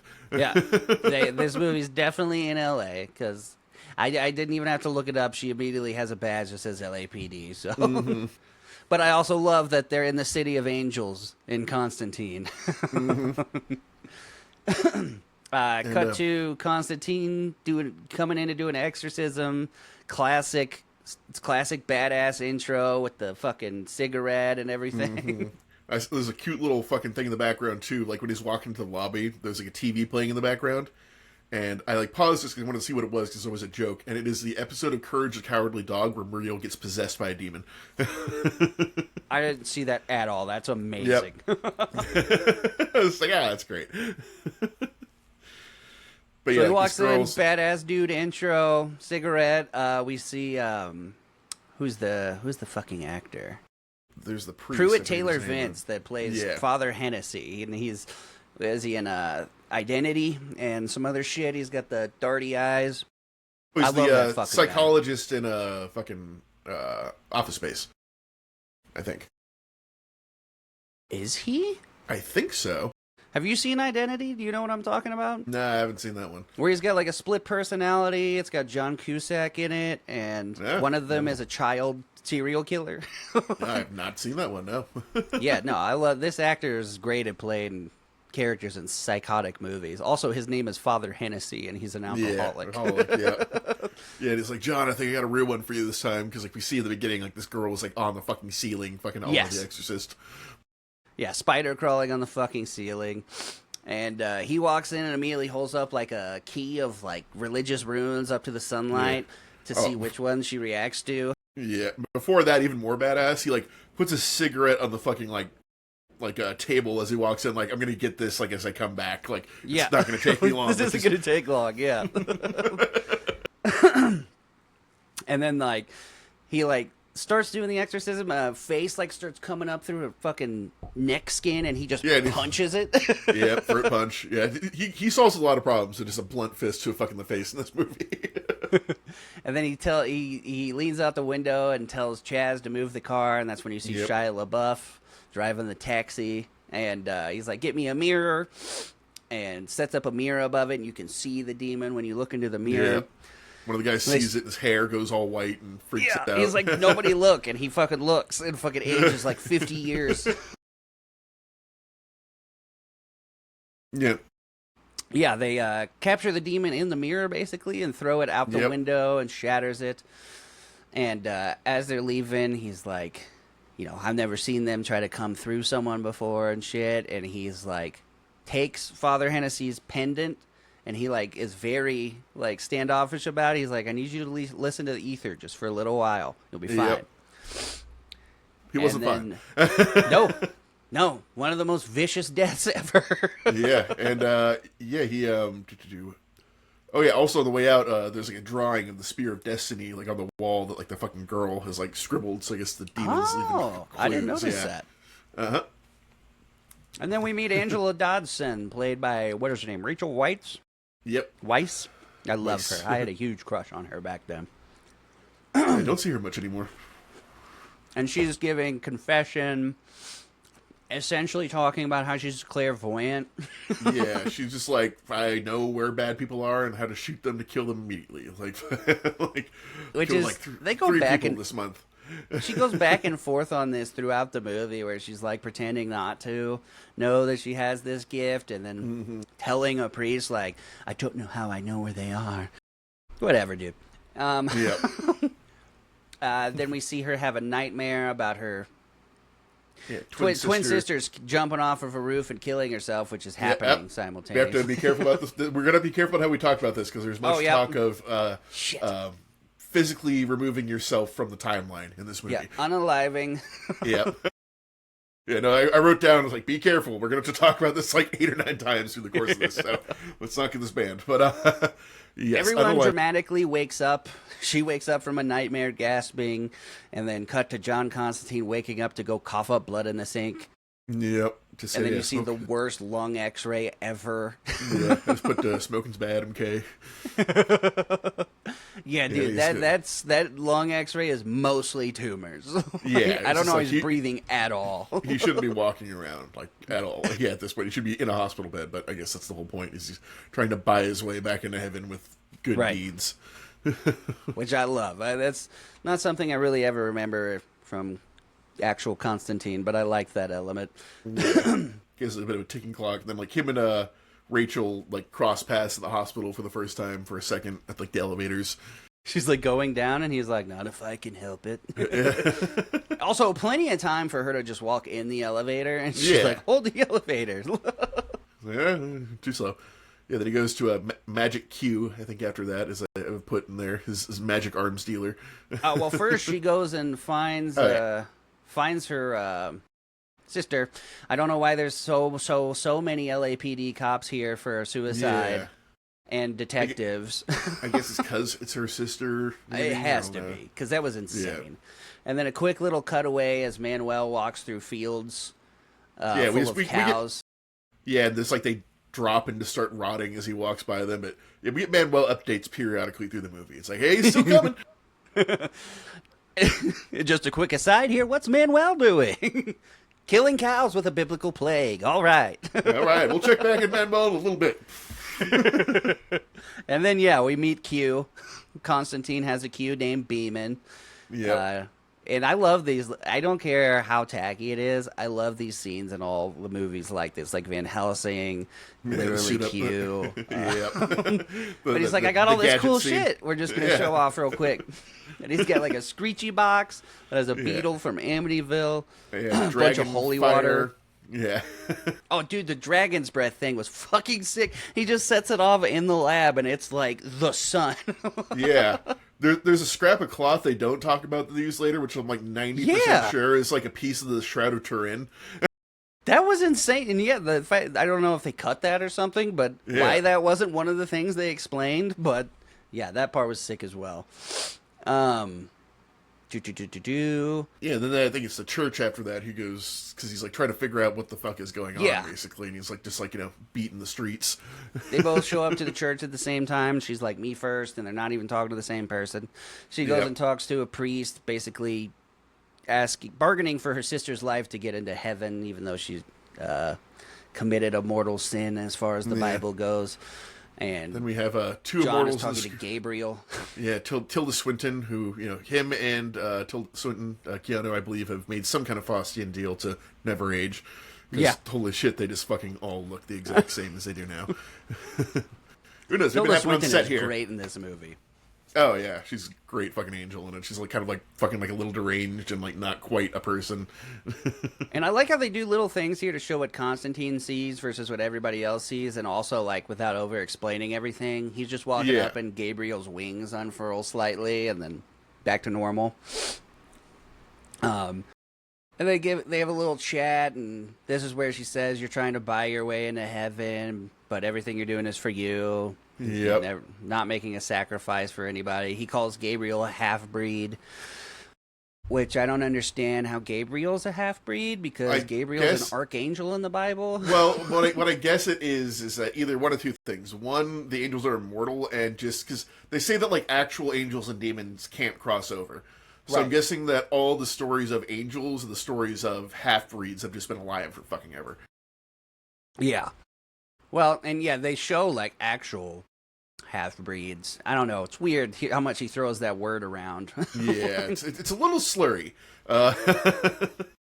And then she drops a little bit of foreshadowing and says, you're going to die because you smoked 30 cigarettes a day since you were 15, and you're going to hell because of the life you took. Yep. Which you think is like he killed people while he was doing demon stuff. But it's not. Yep. And I put here, I like him walking off into the rain all epically, but towards a Quiznos and a 7-Eleven. Yeah, exactly. Like, there's a lot of things where it's like, God, we're in like this like gothic ethereal city, then you'll just see like a fucking Jiffy Lube in the background. It's like, oh, maybe not. And then, like, you gotta work at your angles. Like, that side of the street's really cool. That is like a fucking strip mall. You see Father Hennessy running his hands over some papers, hearing voices. Yeah, until he comes over the article. Yeah, comes over the article of her sister. Cut to Isabel watching the CCTV footage of her sister, which is somehow perfect cinematic quality, like tracking her in the CCTV footage. Yeah, they have the top line security at this place, really. On the roof of all places. Yes. And she whispers Constantine, and she looks up like, what? Oh, and then all the phones in her house start ringing, and she has like 30 phones for some reason. Yeah, like all the bells and whistles and everything start going off, and it's just some creepy thing. Got a fax machine that she answers. Not the 90s, but close. Yeah, I think after that we cut to John like walking down the street in the rain still. He's like fucking like coughing up blood and shit. Yeah, and then you hear a voice say, "You got a light," and it's Men in Black bug monster. Yeah, which pretty good effect to this for the time. Like, I'll say the CGI was bad, especially with like swarms. Swarms are hard. I've never been grossed out by a crab before, but when the crab crawls underneath him, like it bumps into his hand, I was like, ugh. Yeah. Oh, something's deeply wrong here. There should not be a crab in East LA. Skanky crab. I didn't like that crab. That's no eating crab. It's like one of those like under a rock crabs.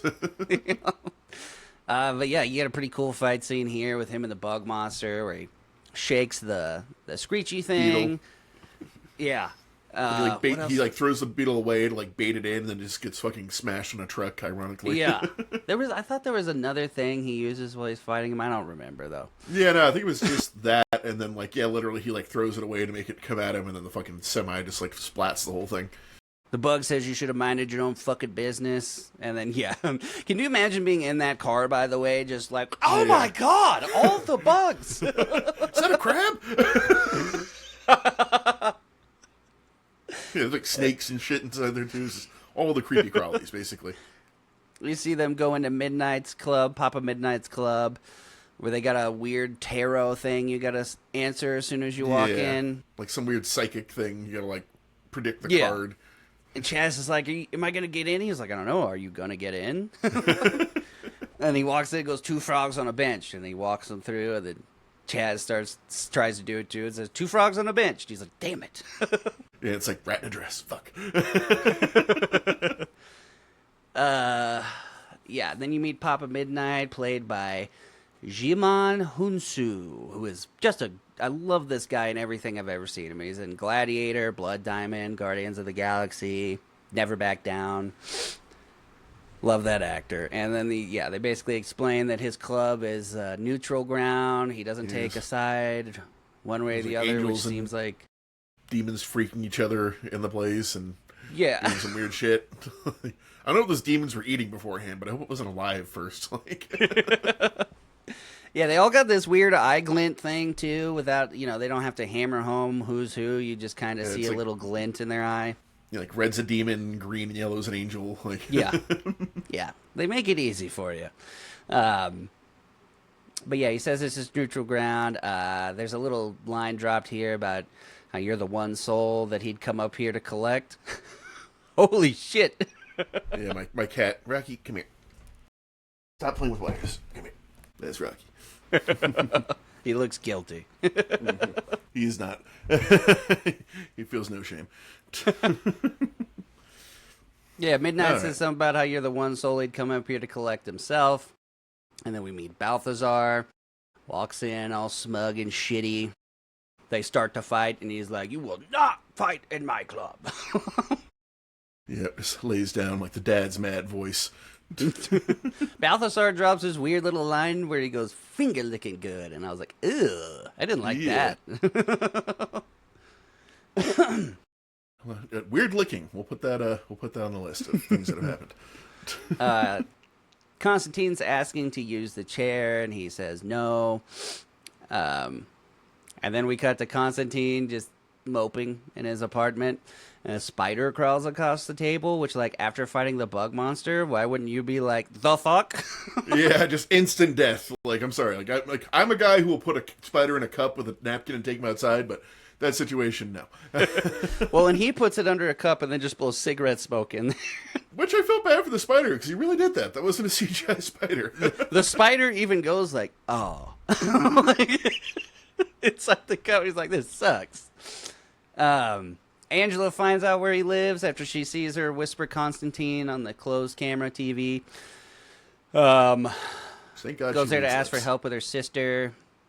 And I like when she's like, I just want you to point me in the right direction. And he goes, and points towards the door. Yep. Blows her off completely. She goes to leave, and then he sees like wings start fluttering all around the building. And he's like, oh shit, and he just like grabs his coat and runs outside. And starts giving her like a breakdown. It's like, so yeah, God, devil, demons, angels, that's all real. Right. He's like, they And, set up a wager on souls. Yep. And they're trying to see who wins through the ages, and they're not allowed to like directly influence things, but like, you know, they can just whisper in your ear at the right time and make you do bad things. Right. Yeah, they can give you a little nudge here and there, but they're not, apparently until now, allowed to come through. Yeah. And then she's all the not street really lights go believing out. Right. Which is weird. Like, you went to this guy for help, and you kind of got an inkling of what he does and who he is. And then as soon as he's like, so here's what's going on, you're like, fuck you. And all the street lights go out, and you start hearing fluttering of wings and shit closing in, and then... Yeah, he goes, you might want to close your eyes. And she's like, why? And he's like, fine. Fucking lights a cloth that turns into literally the sun and holds it up and starts waving it around. Really sick shit, dude. I loved just, like, it. Smites like 100 soldier demons with wings that just fucking like these like headless corpses, basically. Like, So cool. And they all just melt away. And then she starts puking because she like saw demons essentially. yeah. He's like, yeah, don't worry, that happens to everyone the first time. Yeah. Yeah, that was funny as fuck. I cannot get over how cool that looked. That should have been like the cover. Fucking just the flaming fucking cloth and darkness was super cool. And the problem is too, it's a total ass pull. Like, we don't know about that thing beforehand. He's just like fucking. And then you like, never see it again. Yeah, well, I mean, I guess it's a one and done thing. He burned it up, but because he like lights it on fire to activate it.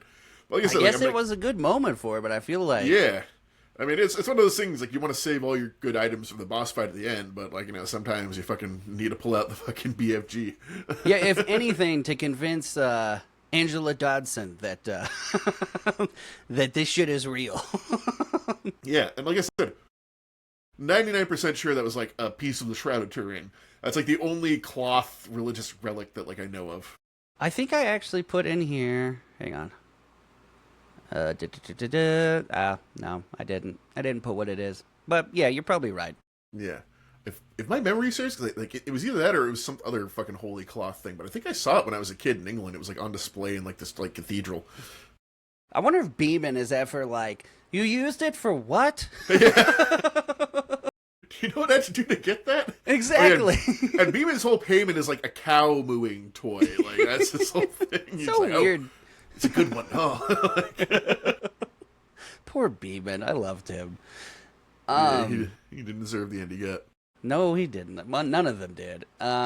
This is one of my favorite scenes in the movie, though. Like, the one that sticks in my memory when I tell people about it is the chair scene with the cat. It's so cool.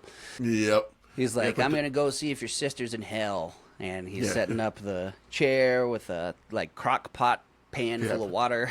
I put down a cat pot spell. And he wasn't planning on using a cat before. He just sees her cat. And he's like, let me use your cat. Yeah, I'd be like, he's like, I wouldn't be asking you way more questions with my cat. I'm sorry. Well, and he says they're half in, half out already. And I'm like, the fuck does that mean? I mean, if you live with cats, you kind of get it. Yeah, but explain it just a little bit more.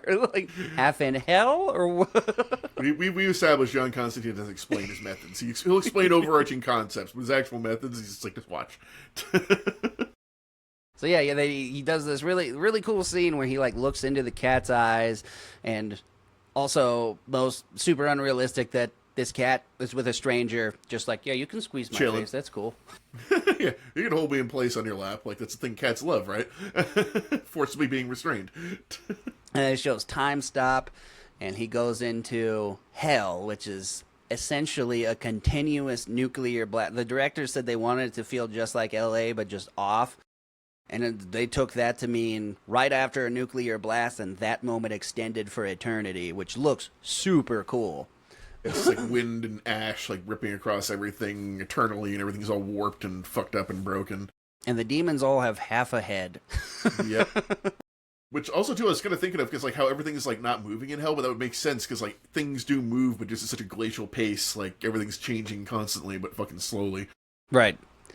Yeah, it's super cool visuals. Yeah, and like then, cuts down to like fucking like a pile of like millions of people being like tortured by demons underground and shit. And yeah, really good rendition of hell. I liked it. Yeah.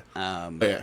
And also, and then it's like the devil in this too, which we'll get to, is like I think one of the best devils ever. Hiller. Absolutely stole the show, dude. I love that actor and everything he's ever been into, but he murdered that. Yeah, when he goes into the fucking hell, I just wrote down a Bad Religion album cover. Yes, dude. He sees her sister, like, I guess they reenact what they did over and over in hell. And then her, like, hospital band flies off, and he goes to chase it as demons are chasing him, and super cool, like, does he splash holy water on himself? Yeah, he's got those, like, holy water from River Jordan, like those ampules, and he, like, slams one onto his chest to fucking, like, get out of hell. Super, grabs the thing, smashing it, and then, he's still, like, smoking when he comes out. And shit. And there hasn't even been enough time for her to, like, close the door. It, like, closes and then, like, opens, and he's, like, back from, like, this, like, 10-minute journey. It's, like, how much time dilation there is. And he's like, she's there, and holds up the hospital band. And she lets the fucking cat out, which I noticed. And she's like, be careful, my cat. Then just fucking lets it out. I'm just like, get the cat. And then we cut to Hennessy has figured some shit out. And then the voices start overpowering him, so he's running off to get a drink. Wait, no. He goes to the morgue. That's what happens. He goes to the morgue to see her sister, and like when he touches the body, it's like sticking his ear to the mouth of hell, essentially, because the voices just get so much stronger. And apparently he's an alcoholic to like drown the voices out, so he starts like drinking from his flask, but nothing comes out. But then you cut away and you see like there's liquid on the floor, so like things are coming out, but he's just not perceiving it, basically. And then he runs through a liquor store trying to drink everything, cracks open a bottle of vodka to dump out. Yeah. And you see Balthazar, like, watching this happen. Well, he's making it happen, yeah. Right. That's the whole thing. And then he starts dying. You're not really sure why, but liquid's, like, pouring out of his mouth. Well, I think they said, like, he drowned himself in alcohol, essentially. Like. Yeah. Yeah, you find out when the cops get there.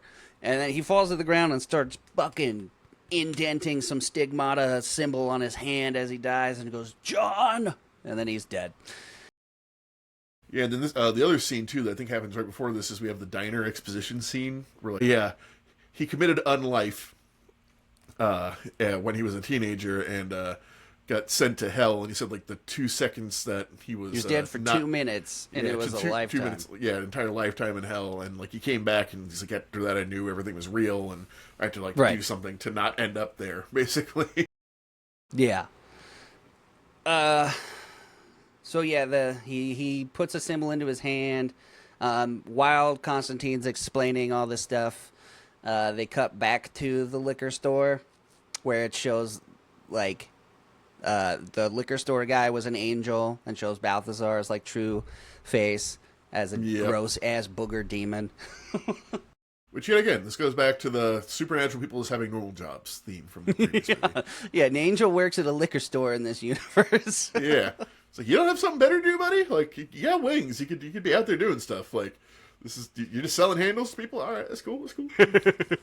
But I like the visual of the scene where the demon's staring down the angel and his wings come up as he's over Father Hennessy. Yeah, and protecting him and stuff. Like, you couldn't help him, though? Like, the fuck, bro? Yeah, like, you were right there, man. You didn't see the demon magic going on, like, right next to you? And then Dodson gets called to the scene where this just happened and sees the symbol in his hand. And we've seen the symbol a few times now. It's like this like cross with a circle in it. Yeah, very very Zodiac, but they didn't really try too hard on that symbol. No, I guess it's supposed to be like primordial or something like that. It's like a simple symbol, and it's like a perversion of the cross a little bit. Right. Yeah. It's well, when they show like the fully fleshed out symbol, it's got the spear of destiny and something else. And then she like daubs it with a napkin to like copy the symbol. Yeah, and also like cops are just standing there watching this like random dude just like disturb a crime scene. Right. I bet a lot of the LAPD is kind of used to that from Constantine in this universe. Yeah. Guess this kind of goes back to the whole like, the cops kind of know what's going on here. Right. Which, God, that would be actually a great movie where it's like a rookie cop, but like part of becoming a cop is like you find out that like all this supernatural shit is real, and you have to like keep it from the public, and like that's why they're all fucking like PTSD assholes. Because like you get a couple cameos from people like Blade and Constantine, like we just don't fuck with him. Yeah, it's like, why are the cops so mean today? It's like, I just had to fucking kill 8 vampires last night, and now I'm putting out parking tickets. And then John takes Angela to her sister's hospital room and is like, she might have left something behind before she did this. He's like, you're twins, you think alike. And she's like, fuck you, nuh-uh. And then he's like... After like 2 seconds of convincing, like, oh, actually, yeah, kind of. Yeah. He like starts screaming at her, you were like your sister. And she comes up to the window. It's like we used to leave each other messages and like fogs it up to see Corinthians 17. And then she's like... They're in a car continuing the conversation. She's like, there is no 17. And he's like, there is in Hell's Bible. This is the scene, too, where she admits, like, she also saw things like her sister did when she was a kid, but she just, like, ignored them and they stopped. Well, and she admits the guilt, too, of, like, her sister, like, come on, you saw it, too. And she's like, no, I didn't. Yep. And then, he tells her about Hell's Bible, where there's 21 chapters of Corinthians. And then they're on the phone with Beeman while they're driving, and he's reading from that part of the Bible to them where it says he would need powerful psychic and divine assistance to come up from hell. Blood of the Son of God, which, hey, another theme. Blood of a special person unlocking a demon. Yep. Oh, man, they have so much in common. And they're so different, but I think that's just like, whatever you touch on, like, satanic... by biblical, religious, you're gonna get some. I mean, Blade is the focus of both movies, And then we get the Beeman unaliving scene, which broke my heart. Yeah, he's just like, and like he like obviously knows something is coming, so he's just like trying to get the information to them as fast as he can, and which I loved. He's like, he's like, just trying to get through it all, and then he's like, by the way, John, I know you never really had faith in anything, but I just want you to know we all had faith in you. And he's like, what? He's like, gotta go die now. Yep, and then like bugs start coming out of his eyes, and like that part was brutal. Yeah, just like fucking eaten by bugs from the inside, which is like very like Beelzebub kind of a thing. Horrific. That was like worst nightmare. If a fly ever crawled out of my eye, I'm ending it there. No, well, you know it's already going to get worse than that, so might as well just stop here. And then we see Manuel approach and steal a car outside of L.A. And then cut back. Manuel update. Yeah, it's just every once in a while we just check back in. It's just like, oh, okay, he's 137 miles from L.A. now. He's closing in. What's Manuel doing? He just stole a car. All right. It's got very much like the weather reporter from Family Guy. Exactly. It's like, what's the weather, Allie? It's gonna rain. Thank you, Allie. Just checking dude. Angela tells Constantine about her gift. how it helped her as a detective, denied it, blah, blah, blah. The guilt she feels from that. She says like, I need to know what she saw. Yeah. And he's like, if you do this, you're going to fully unlock it again. You're going to see all this shit again. There's no turning it off. Like, you'll see them, they'll see you. Like, you're going to step into some shit. She's like, I don't care. He's like, okay, let's fill up a bathtub. Yeah, you hid from it your entire life, but yeah, let's just fully... I mean, I can just do that, but if you want to do it too, sure. Yeah. Yeah, and then there's like that whole part where she's like, okay, get in the bathtub. He's like, take your coat off. She's like, do I need to take everything else off? And he's just like, quiet. He's like, John. She's like, I'm thinking. Yeah, we get quite a few wet t-shirt scenes from Rachel Weisz in this movie. Yeah, basically the whole back half of the movie, and I'm not mad about it. No, not at all. Yeah, she goes to hell. It doesn't show us it, which was cool. It just shows like the droplets stop and then continue. Well, my favorite thing too is her whole under the water bit where she realizes like, I don't really know this man, and he's now holding me underwater, and she's just like kind of going like, oh shit, oh fuck, no, I'm in there somewhere. I love with how still the water is too. You can clearly see her look at him like, the fuck? The fuck? Yeah, it's like, let me up now. Let me up. And then for some reason, when she does it, it shatters the bathtub. Well, I'm just guessing because, like, when we see John do it, like, he just, like, steams a little bit, like, afterwards. Right. But, like, I'm guessing she has, like, such a huge psychic potential that she just, like, boom, when she comes back. Yeah, and she comes out fully Oracle mode now. Yeah. And is, like just mindlessly running through trying to find like, something. Her fucking third eye, and, yeah, she, like, runs down to the bowling alley underneath John's apartment. Which, well, it was where BMO was, right? Yeah, well, I think he worked under... Because John lives above the bowling alley. So that's what those things were. I was trying to figure out what those machines were in the background. Yeah, it's the pin resetters. Yeah, and he's, like, in the fucking part behind the bowling section. But, yeah, and she kind of goes, like, straight down to... Like, I guess Balthazar dropped his coin, which you think he would have looked for. Like, that seemed like it was an important coin to him. Right. But she does the little finger thing that he does with the coin. Yep. He's like, Balthazar. Yep, and then he just starts going, he turns from John Constantine into John Wick. Yeah. He takes, like, the dragon's breath thing and a shotgun and shit and makes, like, holy shotgun crossbow. Yes, I put down the holy shotgun of Antonok. It was sick, dude. And then, yeah, it shows Balthazar, like, looking at himself in the mirror. And then John just shoots fucking fire through the mirror into his face. Yeah, and he's like, what? I'm fine with fire. Fuck you. He's like, I'm bored of this. Yeah, literally says, I was bored of this. And then he just like, okay, and throws holy water on his face. And he's like, that's more like it. And then he just pulls out holy fucking brass knuckles. Just starts popping fucking Balthazar in the mouth. Awesome, dude. Just beats his ass. And then he psychs him out and is like, I'm going to read you your last rites and make you go to heaven. And he was like, you're not a priest. And he starts doing it. He's like, okay. Get nervous. Like, no, you can't. You can't. Like, just like, out. And then he tells them that they're using the Spear of Destiny and shit. And spills the whole plan. As he's walking away, turns around, shoots him one more time with the holy water. And he's just, when it cuts back to him, it shows like he's just smeared across this table. Yeah, he's just like in pieces, yeah. Oh, and also at one point while he was downstairs, like he's like, Rachel, so you're into this shit now? Wear this medallion that will protect you. Yeah. He's like, fuck that, and just like leaves it in the fucking car and goes upstairs right after him. And then right after this, she gets fucking sucked through a building and out into the sky. And he's just like, the fuck? Yeah, because the whole thing is like Balthazar's like, it's like, I already succeeded. My entire mission was to like get her out of hiding. And right. Fucking, and I'm guessing yes, Gabriel, I think has like the fucking magical sucking powers, I guess.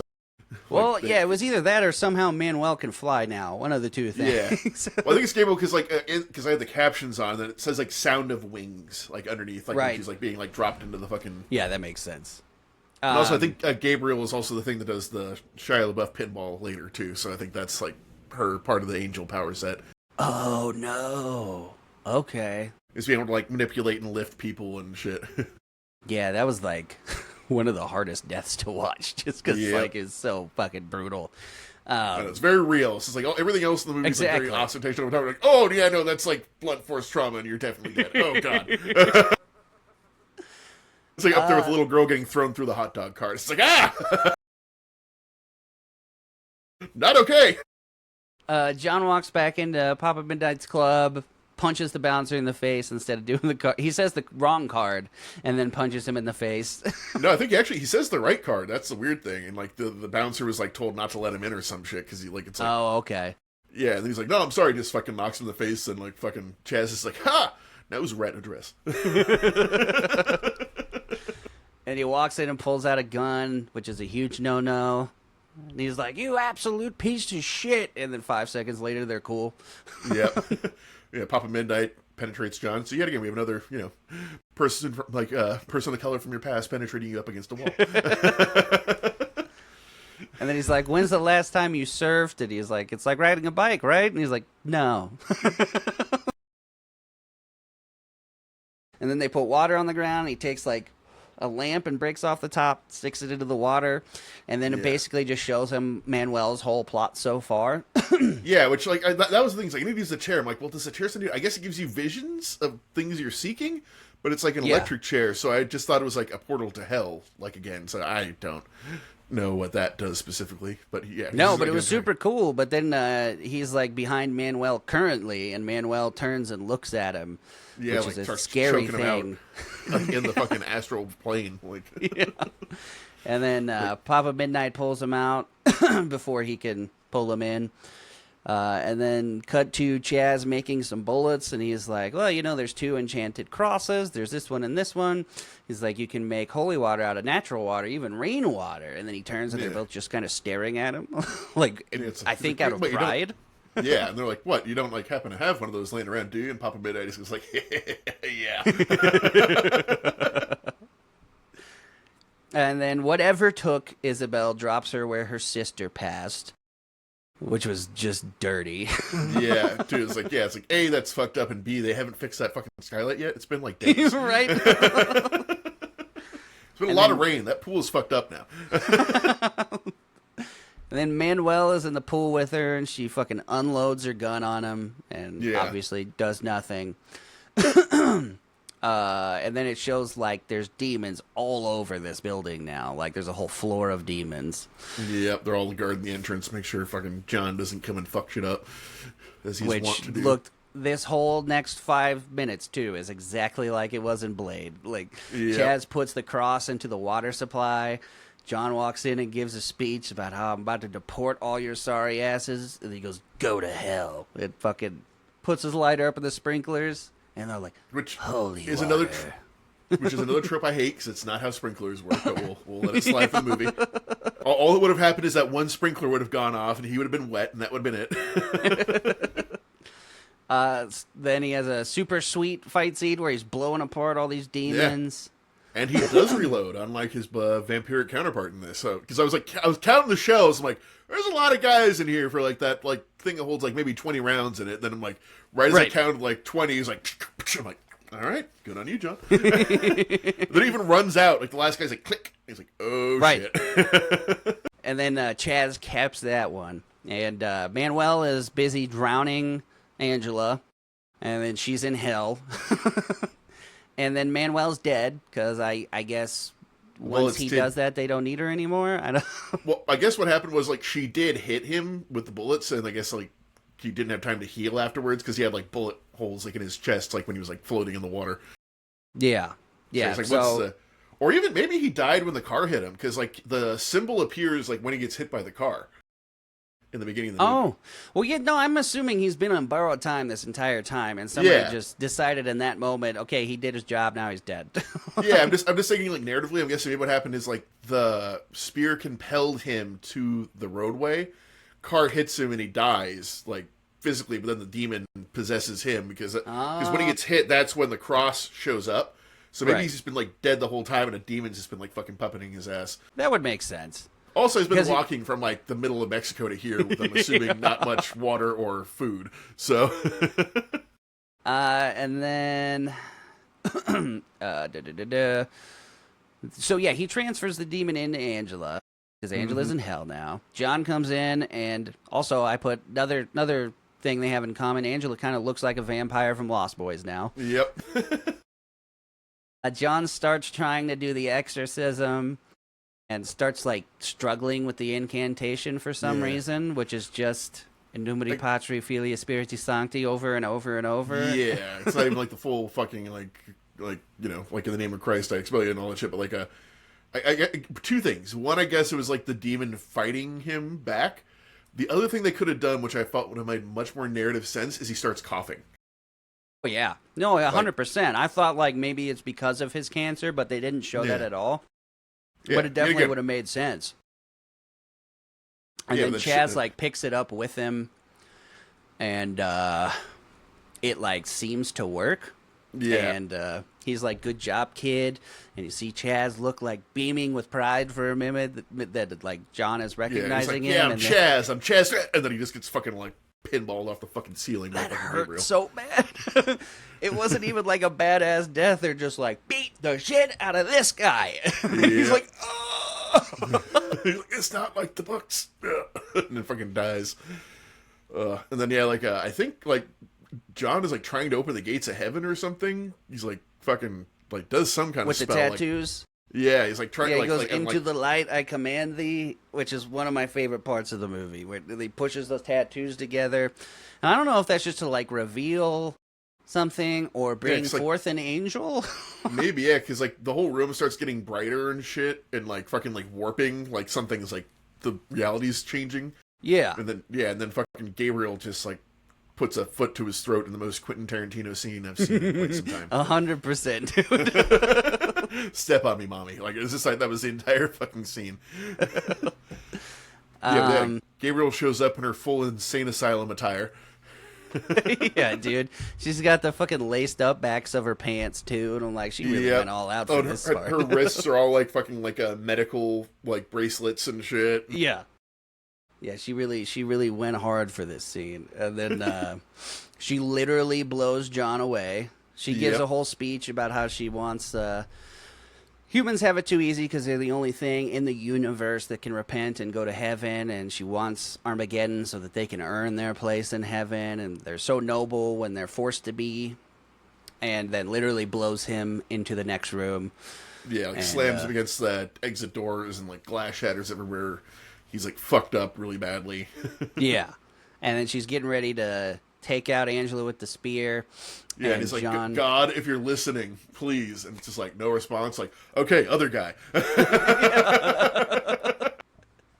Yeah, he takes a piece of glass and in the most graphic, painful way ever on screen I've ever seen, it just fucking does the thing that I can't say on YouTube. Yes. Which stops time because he's dying, and then we get, what's his name? What is that fucking something Stormare? Peter Stormare. Yeah, in which, like I said earlier, I consider one of the best devil performances ever. Absolutely. Just his entrance immediately, like he's descending, and there's like sulfur and filth dripping from his feet, but burning. But his suit is pure crisp white. Like, yeah. And he fucking eats this scene, dude. Oh my god! Like, he greets John like an old friend. He's like, "Oh, John, I'm coming up here just for you." He's like, he repeats what Papa Midnight said: "Is the one man I would come to collect myself." Yeah, he's like, I got a whole theme park ready for you.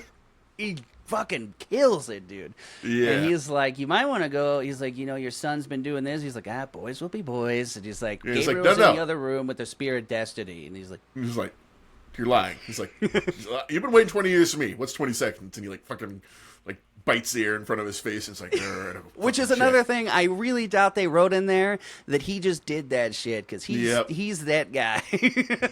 Just chomps the air in front of his face. Yeah, he just like turns around, just like his presence like blows the fucking glass door out of its fucking frame. Amazing.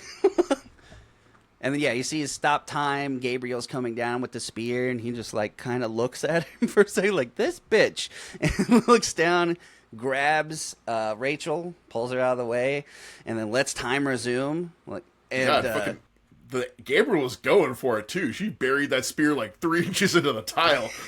Like, I'm gonna stab the shit out of you. And then she sees him. She's like, oh my god. And then she says, the little horn, Son of Perdition, most Son of unclean. Perdition. He's like, I do love the old names. And Yeah, he's like, oh, thank you. He's like relishing it. Yeah, and she's like, I will smite you in the name of God. And she's like gonna go like fucking like haymaker him, and just like stops an inch from his face. He's just like, oh, God doesn't have your back anymore. And then he just torches her, like burns her wings off. Unleashes the winds of hell on her, and she's just like, Father, and just gets blown into the fucking pool. Amazing. Epic fucking scene, dude. And then he stops time again, comes back into where John is. He's like, all right, what do you want? You want another extension? And he's like, no, I want Isabel to go to heaven. He was like, you would sacrifice your life for her? And then he just like... Yeah. Honestly, I'm with John at this point. It's like, I'm done. My friends are all dead. Like, I got a fucking, like, hospital bed waiting for me if I survive this. Just fucking, let's just hit fast forward. Well, a part of me wonders if he knew what was going to happen if he did this. The whole thing with Constantine in the comics is he's always got some coy-ass, shrewd plan. I think this one, though, is a bit of a catch-22 because it's like, I think the intent matters because the whole thing is he's doing good deeds, but he's doing it to get into heaven, which doesn't count. Whereas this is like an actual, honest, altruistic, like, I don't care about myself anymore, help this innocent person. And like that occurred to me, too, that the tension, if it's God, obviously, he would know. Yeah, he'd know the difference. And like, yeah, John is like, okay, I'm going to commit myself to hell, which is annoying because Rachel's sister did the same thing, but then ended up in hell because her whole situation was to try to stop the events that were coming by using her as like a medium for the devil to show up, or the devil's son to show up. Her sacrifice was selfless, but like, no, she's still in hell. And then he does it. He says it's done, and he goes to start walking. No issue whatsoever. He's just like, done. And then he goes to start dragging Constantine off, and then he like really cool effect where he starts getting like sunken into the concrete. Yeah, like it's too heavy for the devil to pull. Right. And then you see heaven for the first time, which is again just Los Angeles but clouds. Yep. It's the downtown skyline and everything. And he like starts like floating up and ascending, and he just like flips off the devil as he's like going to heaven. And then the devil he's cures like, his cancer out of spite. Which I thought was oddly cathartic to see somebody pull cancer out of somebody. Yeah, like, God, I wish we could do that. That'd be cool. Yeah, and he's like, basically, it's like, no, like, I'm gonna give you time to prove you're worthy of hell. Exactly. Basically, Super such a bad line, like such a badass line. But yeah, at the end of the day, Constantine was a story of how the devil saved the world and cured a man's cancer. Out of spite for his son. Yes. And then, he's cancer-free. Angela wakes up. You get a little epilogue scene where they're on a rooftop. And Gabriel first, though. Yeah. Gabriel's like, come, take your vengeance. Yeah, she looks like a plucked chicken now. Her wings are all burnt off. She's like she's human. Yeah, I think she's trying to do like I haven't sinned or done anything bad as a human yet, so if I die now, I'll go to heaven. So she's just like trying to make John do it for her. And he just puts the shotgun down and like pops her in the jaw. And he's like, that's pain. Get used to it. And the way she reacts to it too, where she's like, Yeah. It's like the first time she ever felt pain. But then the reaction after that too, she's like, no, you see I was right. See how good you're doing now. You could have killed me. And then she like weirdly walks back into the pool. Yeah, just kind of lays back down. And that's the end of Gabriel's story. She's floating in the insane asylum pool. Which probably when people start showing up there, she says, I'm an angel. She's like, okay, honey, let's get you to a room. And then, we get the final rooftop scene, and, he says, I've got some stuff to clean up, and they say their goodbyes, and they do a narrator voice for the first time in the whole movie, and he looks like he's pulling out a cigarette, and it's a piece of gum. Yep. Which I thought was a tad corny, but... And then we get the very first superhero after credits scene. I hated this too. I thought it was super corny. Where he goes to Chaz Kramer's grave and puts his lighter on his headstone and goes walk away, and then wings unfurl and he turns around and Shia LaBeouf like, what's up? Fucking shoots up. I'm an angel now. Woo! And he looks like weirdly prettier now. Yeah, and he's got like angelic garb on and stuff, and his eyes are all glowy. So weird. All right, well, now let's try and get through these 10 rounds quickly, because we're at 2 hours and 20 minutes. Well, that's what happens when we enjoy a movie. We dissect every part of it instead of, trying to get through parts. All right, well, let me get my... right here. All right. Round 1. Opening scene hook. We got Blade's hospital birth and then the rave massacre versus the exorcism and spear of destiny. Yeah, it's close. A lot of the things in this are going to be close because they were both very good. But shit. Yeah, I'm trying to think because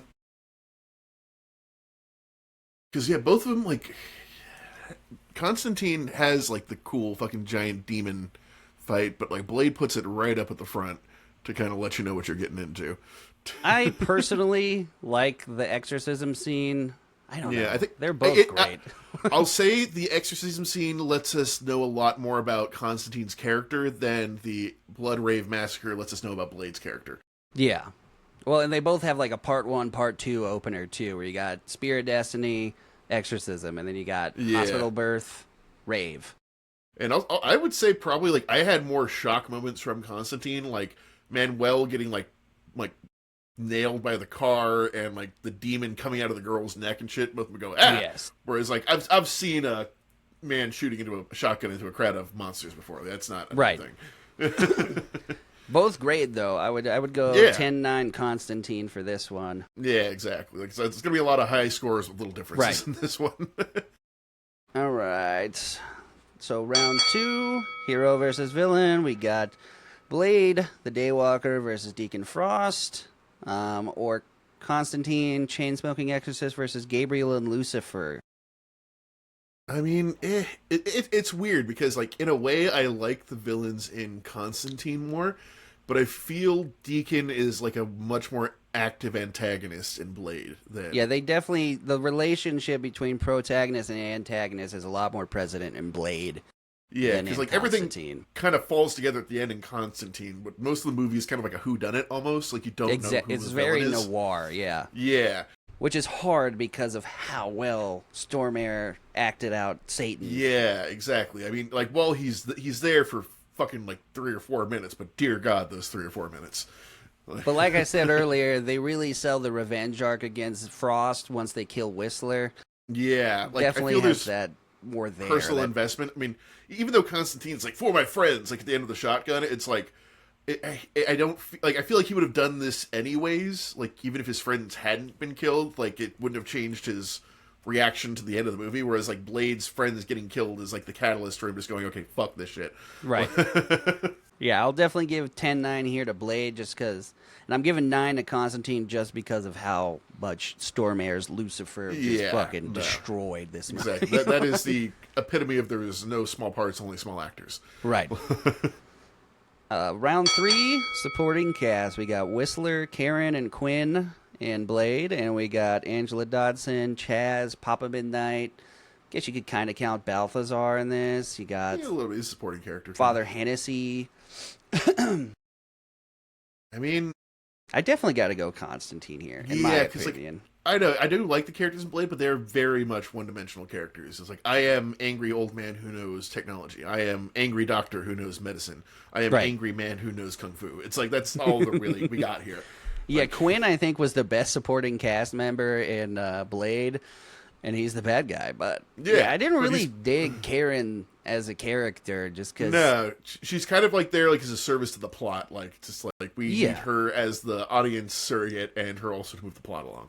And how quickly she just decides she's going to be a part of all this. And I get because she's got bit and everything, but Yeah, but there's no hesitancy. Torturing she's the obese straight vampire. to torture. She goes from doctor to torturer in 2 days. Right. At no point is I took an oath or anything like that. She's just oh, fat bitch.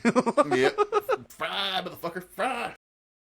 I'm going to go, and I love Shia LaBeouf, so I'm going 10 Constantine. I'm going 8, maybe... Yeah, because like I said, they're fun, but they're not deep characters. Yeah. All right, round 4. This is another good one. World building and lore. You got the Vampire Council, Lamagra Prophecy, the Serum Science, or the Biblical Mythos, the Heaven and Hell Balance, Spear of Destiny. Yeah, that's a hard one too, because like I don't know. I feel like my religious background is doing a lot of heavy lifting for the Constantine like world building. So it's like, oh yeah, I know exactly what that is, and like the 5 books have been written about it. So like I kind of like default to that, whereas like Blade is kind of like vampire. Like what else? I will Vampire. say this: what I liked, what Blade didn't do, they did exactly in Constantine, where Frost is like doing this convoluted computer animation to learn all this info every couple scenes. They've got BMO looking through an actual like ancient Bible, just uncovering, translating scanning information. the ether with this fucking like psychic powers, like and the little aside scenes where they're showing heaven versus hell, angels versus demons, and all the rules and stuff. I thought were great. Yeah, I definitely had like a more complete view of the world in Constantine, whereas like I feel for Blade, we just got a picture of this one small area and what's going on. Right. And they pick kind of weird moments to dump their exposition where I feel like it came a lot more naturally in Constantine. Yeah, like Constantine kind of like weaves into the plot. It's like, okay, you need to know this information right now because shit's about to go down. Whereas Blade is like, here's the part I talk about my past. Yeah. And there's a lot more lore to dump in Constantine. You know, I feel like Blade's pretty straightforward. There's vampires. Yeah. But yeah, like I literally have like, here's the exposition scene in the fucking like Blade notes. Like, so Constantine, it felt a little more like, even though there was exposition in that scene, the scene also served another purpose. Well, like in the part where he's telling her about the wager, it's because like you're about to see some shit, so here's some stuff. Yeah, you know? It's like they're coming in 10 seconds. Here's the crash course. Like... So I'm going 10-8 Constantine for round 4, which takes us to round 5. Action and choreography. We got the martial arts from Blade, subway chase, the sword duel, Constantine, holy relic battles, mirror exorcism, shotgun crucifix. I feel like you got to give this one to Blade. Yeah, no, by a decent margin too, because like I like Constantine, but he is kind of like an asthmatic cancer patient the entire time, and like kind of like, oh god, he's kind of like there's a bit of a stumble to him, like as he's like doing some of these like crazier action scenes. And it's mostly like gunfights and gadgets, and like Blade, like you said, Wesley Snipes actually knows martial arts, and it showed in this movie. Yeah, no, it's like, the fight scenes were like fast, kinetic, real, like there wasn't like a million cuts to edit the thing together to make it look like it was fast. It was like actually doing shit at speed. Right. So yeah, I would give by like a decent margin. I went 10-7 Blade here. Yeah, I would give that fair, because there's good action in Constantine. That last like a fight scene with all the demons is very good, but yeah, Blade is just like nonstop kung fu from beginning to end, basically. Yeah, and I loved it. Round 6 is going to be style and atmosphere. Blade 90s techno rave grit and leather trench coats. Constantine neo noir, smoky LA, perpetual rain. I will say Blade was definitely more consistent in the tone, because like we said earlier, where it's like you're walking out of a cathedral in like this like high gothic like style and all dark and rainy, and then there's a Quiznos. It's just like like, it happened a few times. It took me out of it. He wanted to get the neon effect for a noir movie, and he used the 7-Eleven sign, which just wasn't cutting it for me. Yeah. Whereas Blade, like, I couldn't identify a single business. I couldn't tell you what city it was in, but like that's all done by way of intention, not by omission. So yeah, and it really married the 90s rave vibe with the dark gothic feel of vampire universe. Definitely. So yeah, I'll go 10-8 Blade. Yeah. There. Because, yeah, like I said, those few moments in Constantine, like, he's fighting the bug dude, and there's an Arco behind him. It's just like, dude, you need to, like, it almost felt like product placement. But yeah, like, it's like, yeah, like, what was it? Like, the fucking Spider-Man, like, in a Madam Web, like, the villain gets killed by a Pepsi sign. It kind of had that vibe. Yeah. All right, round 7 is going to be effects and gore. Vampire ashing, Pearl, CGI Blood God, or we got CGI Demons, the Hell Sequence, Gabriel's Wings. I mean, I know Blade had the unfortunate handicap of coming first, but like, god damn, they should have known with some of those shots. I can't forgive the blood pulling him back together. Yeah, that was even so bad. now, that would look awful. And it was a shame too, because they showed us they had amazing practical effects. Mm-hmm. Like, how hard would it have been to like like, you know, like cut out his bottom half, pull him up on a rig, and there's like, you know, like a lot of blood movement between, and then like it just like pulls back together while blood's still spewing out or something. Like, I don't know. Like, I think they should have done something completely different. I mean, yeah, even just with not even good cut that. effects, that scene would look dumb. Yeah, or even like fuck, like he cuts his arm off, because we've been doing a theme with that the entire movie. We've been fucking Right. arm cutting off, and maybe like, you know, like he like reaches down and like just puts it back on, and like just like that. Right. It's just like, you can't kill me, like, yeah, something like that. But like, yeah, just Which I like, and in Constantine, I like they have a theme of like skin peeling off the demons and the bug guy, the fucking fire in the sky and everything. Yeah, like it all and hell looks pretty itself, good too. Yeah, all like it looks all really cool. holds up. Yeah, whereas. But yeah, but then again, it's like I feel bad for Blade a little bit, because like the practical effects were very good. Like when like people are getting their throats ripped out and there's like arcs of blood, and like the makeup was all very well done. But like, yeah, the CGI fucking hurt it so bad. And the way they chose to use it is what I'm doing it for. It happens, and it happens a few times in some very key scenes. So you got to give it to Constantine on this one, I think. Absolutely. By like decent margin, unfortunately. Yeah, I went 10-7 there again. Yeah. All right, we got round 8, dialogue and one-liners, which I'll go through them real quick, but I think this was going to be obvious. We got some motherfuckers are always trying to ice skate uphill. We got him going, "Are you out of your goddamn mind?" when they shoot at him. And then Constantine, we got, "That's called pain, get used to it." Got going down, I hope not. Right. Which, yeah, I mean, Wesley Snipes is Blade itself is famous for the one-liners it had. So exactly, and I mean, Wesley Snipes was like the king of the '90s action movie, which is just fucking like one-liners is what they are. Like, yeah, like what is it? Commando is just literally like Arnold spouting off one-liners for an hour and a half uninterrupted. Like, yeah, definitely going Blade on that one. I went 10-7 again. Constantine isn't really a one-liner kind of movie. Yeah, really. he's like gonna run an asshole, but he's not quippy. Right, that's never been the character. Round 9, pacing and structure. Yeah, I don't know. Like, there were definitely times in Blade where I was bored. Like, there's times where just like we're sitting in here, we're having conversations, we're doing some science things, we're looking at a microscope, we're doing background exposition of our characters. It's just like I don't know. Yet again, I watched it with a bunch of really annoying ads in it, so that might have colored my perception of how long. No, I watched it without ads and got the same feeling. Like, they cut back to do exposition too many times for a story that didn't require too much exposition.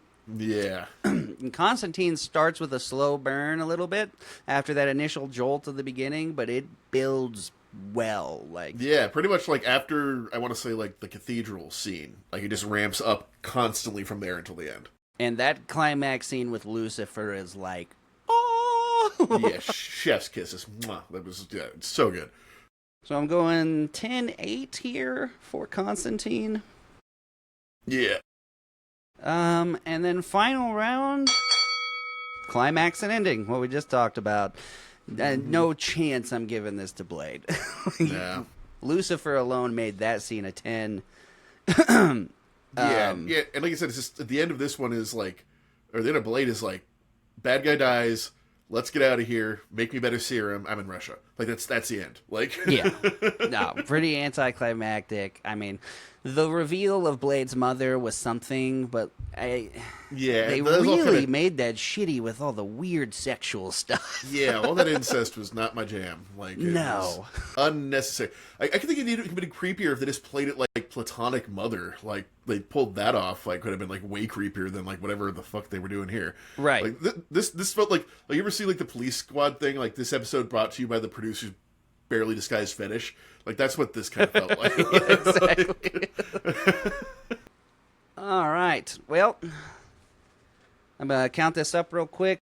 So, yeah, I'll just rapid fire these off real quick. So, we said Stan Lee came as a cop in the Blood Club Aftermath, and it was cut. Blood Rave used 400 gallons of fake blood. Crew said the set was like an ice rink. Jet Li was offered the role of Deacon Frost, which would have been fucking cool, but turned it down. So much better. Scene. Oh, imagine the Jet Li Wesley Snipes fight scene. Amazing. Blade's serum vials are actually blue-colored rubber penicillin injectors. Wesley Snipes sometimes fought the stuntmen at full speed, and they had to tell him to slow down, which, yeah, it looks like he was doing that. Right. Donald Logue improvised much of Quinn's comedy, including the hand-burning gag. Constantine. Sphere of Destiny prop is a repurposed World War II Nazi dagger. Constantine tattoos are real occult symbols reapplied on Shoot Each Day. Hell was based on footage of Nevada nuclear test site mid-blast. Tilda Swinton style gave us a look after the Renaissance angel paintings. Peter Stormare designed Lucifer's tar-dripping suit himself. Tar represents hell seeping out of him. And the post-credit scene, Chaz returns as an angel, is one of the DCU's earliest cinematic post-credit scenes. Bam. Yep, you nailed that. That's crazy that they use actual Nazi memorabilia for that. Yeah. That's scary. You ever seen that bit about how Quentin Tarantino actually got like a museum guitar for the Hateful Eight? And so when that girl shatters it, and they're like, it's no! Real fear. Yeah. It's just like a real, like, 200-year-old guitar. Yeah. Ugh. All right, well, I thought this could have gone either way for a minute there, but our winner here, 6-4, tight margin. Constantine is our winner. Which I think is fair. It's a bit of a tighter movie. Blade had the misfortune of being one of the 4 winners, so they didn't have to take from and learn from. Yeah, and I tried hard not to penalize it too much for being early CGI, but again, it was just some of the choices they made of when to use it and how. And it's and I can't think looking back that didn't look bad. Like, no one said, ugh, that looks weird. Like, were we really that jaded with CGI back then? Where it's just like any CGI was like, that's amazing! Yeah. All right, well, let's get our wheel spin going. Yep. Wheel, let's go. Where it lands, nobody knows. All right, we're doing comedy. All right. It's a nice little takeaway Palate cleanser from streets. Gothland. We're safe from Dragon Ball. Uh-oh, where is it? Oh, right, I never renamed it. Here we go.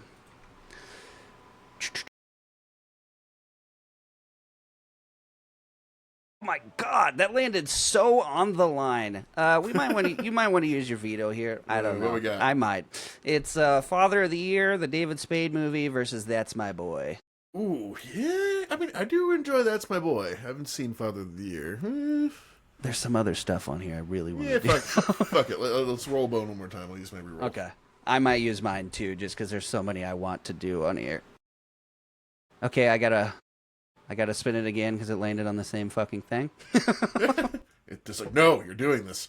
My God, it fucking did it again, dude. Okay, I wish I could manually spin this. Press the button harder, or like shuffle it or something. I don't know. Oh, here we go. Finally, Pineapple Express versus Harold and Kumar. All right, there we go. My fucking yes. I've been waiting on that one. This is gonna be fun as fuck, dude. I mean, I don't even think I need to watch Harold and Kumar again because I basically have it memorized, but I'll watch it again. Tell you what, though, it's gonna make me really want some White Castle, and I don't know that they have that here in Colorado. But they had it everywhere in Chicago. I know for a fact they don't have it here in California. I got to go to Costco and get those shitty ass like frozen ones that you put in the microwave. So this doesn't really necessarily work around that, but there's this site called Golden Belly that will deliver from any restaurant in the country. So you can get like Portillo's from Chicago. They put it on dry ice and send it to you right out of the restaurant, but you still have to cook it. So it may not be as good. Yeah, no, I'm not doing that for fucking like a 1/4 of an inch thick burger. I think it's gonna be like gel by the time it gets to me. Yeah, and those Costco frozen ones suck ass. They're not. Oh yeah, no. At that point, just make like a little tiny slider yourself and just cry. Yeah. And White Castle is one of those things too, where like there's so many people I meet that like I fucking hate White Castle. I'm like, how could you hate it? Like it's not the best, but it doesn't advertise itself as a gourmet burger. Yeah, it's advertising itself. You got $5, we got food. That's like you got $5 and you want 20 of something. We got you. I fucking love White. Now when they started doing weird shit with their burgers and trying to make other shit, I wasn't really here for it. Yeah, no, do one thing that you're good at. Don't branch out. And I've actually never been to a real White Castle because I've never like been on the East Coast for that long to get into one. I've only had the shitty. It's another one of those things we took for granted in Illinois that I didn't know it wasn't everywhere. Well, no, because like my friend had the Blockbuster Movie Pass. So, like if we couldn't find a movie to watch, we just go get Harold and Kumar and put that shit on in the background. And like when we're talking about something, and like to this day, it's like I've never experienced this thing that I've idolized my entire life. Just gonna lick the screen and imagine. Yeah, they make it look so good, too, in that movie. Yeah. Well, I might have to actually smoke for once when I watch these movies. Yes, I think I think you might have to actually come like completely blitzed on screen for that one. I think so that we can actually review it properly. Just don't tell YouTube. Yep. It's no, we can't even smoke cigarettes. Probably even the vapes we have might be fucking pinging us or something. So far, I haven't had any issues, and they let you know immediately when you put. They scan it for anything, and there's been a couple of things I've put up that they're like, you can't do that, and I'm like, all right. All right, guys. Well, thanks for tuning in. Our winner was Constantine this week. Doing White Castle versus Pineapple Express. A stoner smackdown. Remember to like, subscribe, share the shorts. Please ask every week. Let us know what you want to see matched up. Yep. You know what? Actually, we really haven't had a suggestion yet on the comments, so maybe first one to come in, we'll maybe do that one next time for a little incentive on commenting. It's a great idea. If you are the first one to comment a matchup, we will do it. Probably no questions asked. Yep. It depends on what you say. If it's something like X-rated, probably not. Yeah, we're not doing a Serbian film or anything like that, but exactly. God, please no. All right. Well, thanks for tuning in, everybody. I'm Devin Vestal. I'm Nick Nye. And we'll catch you next time. See ya.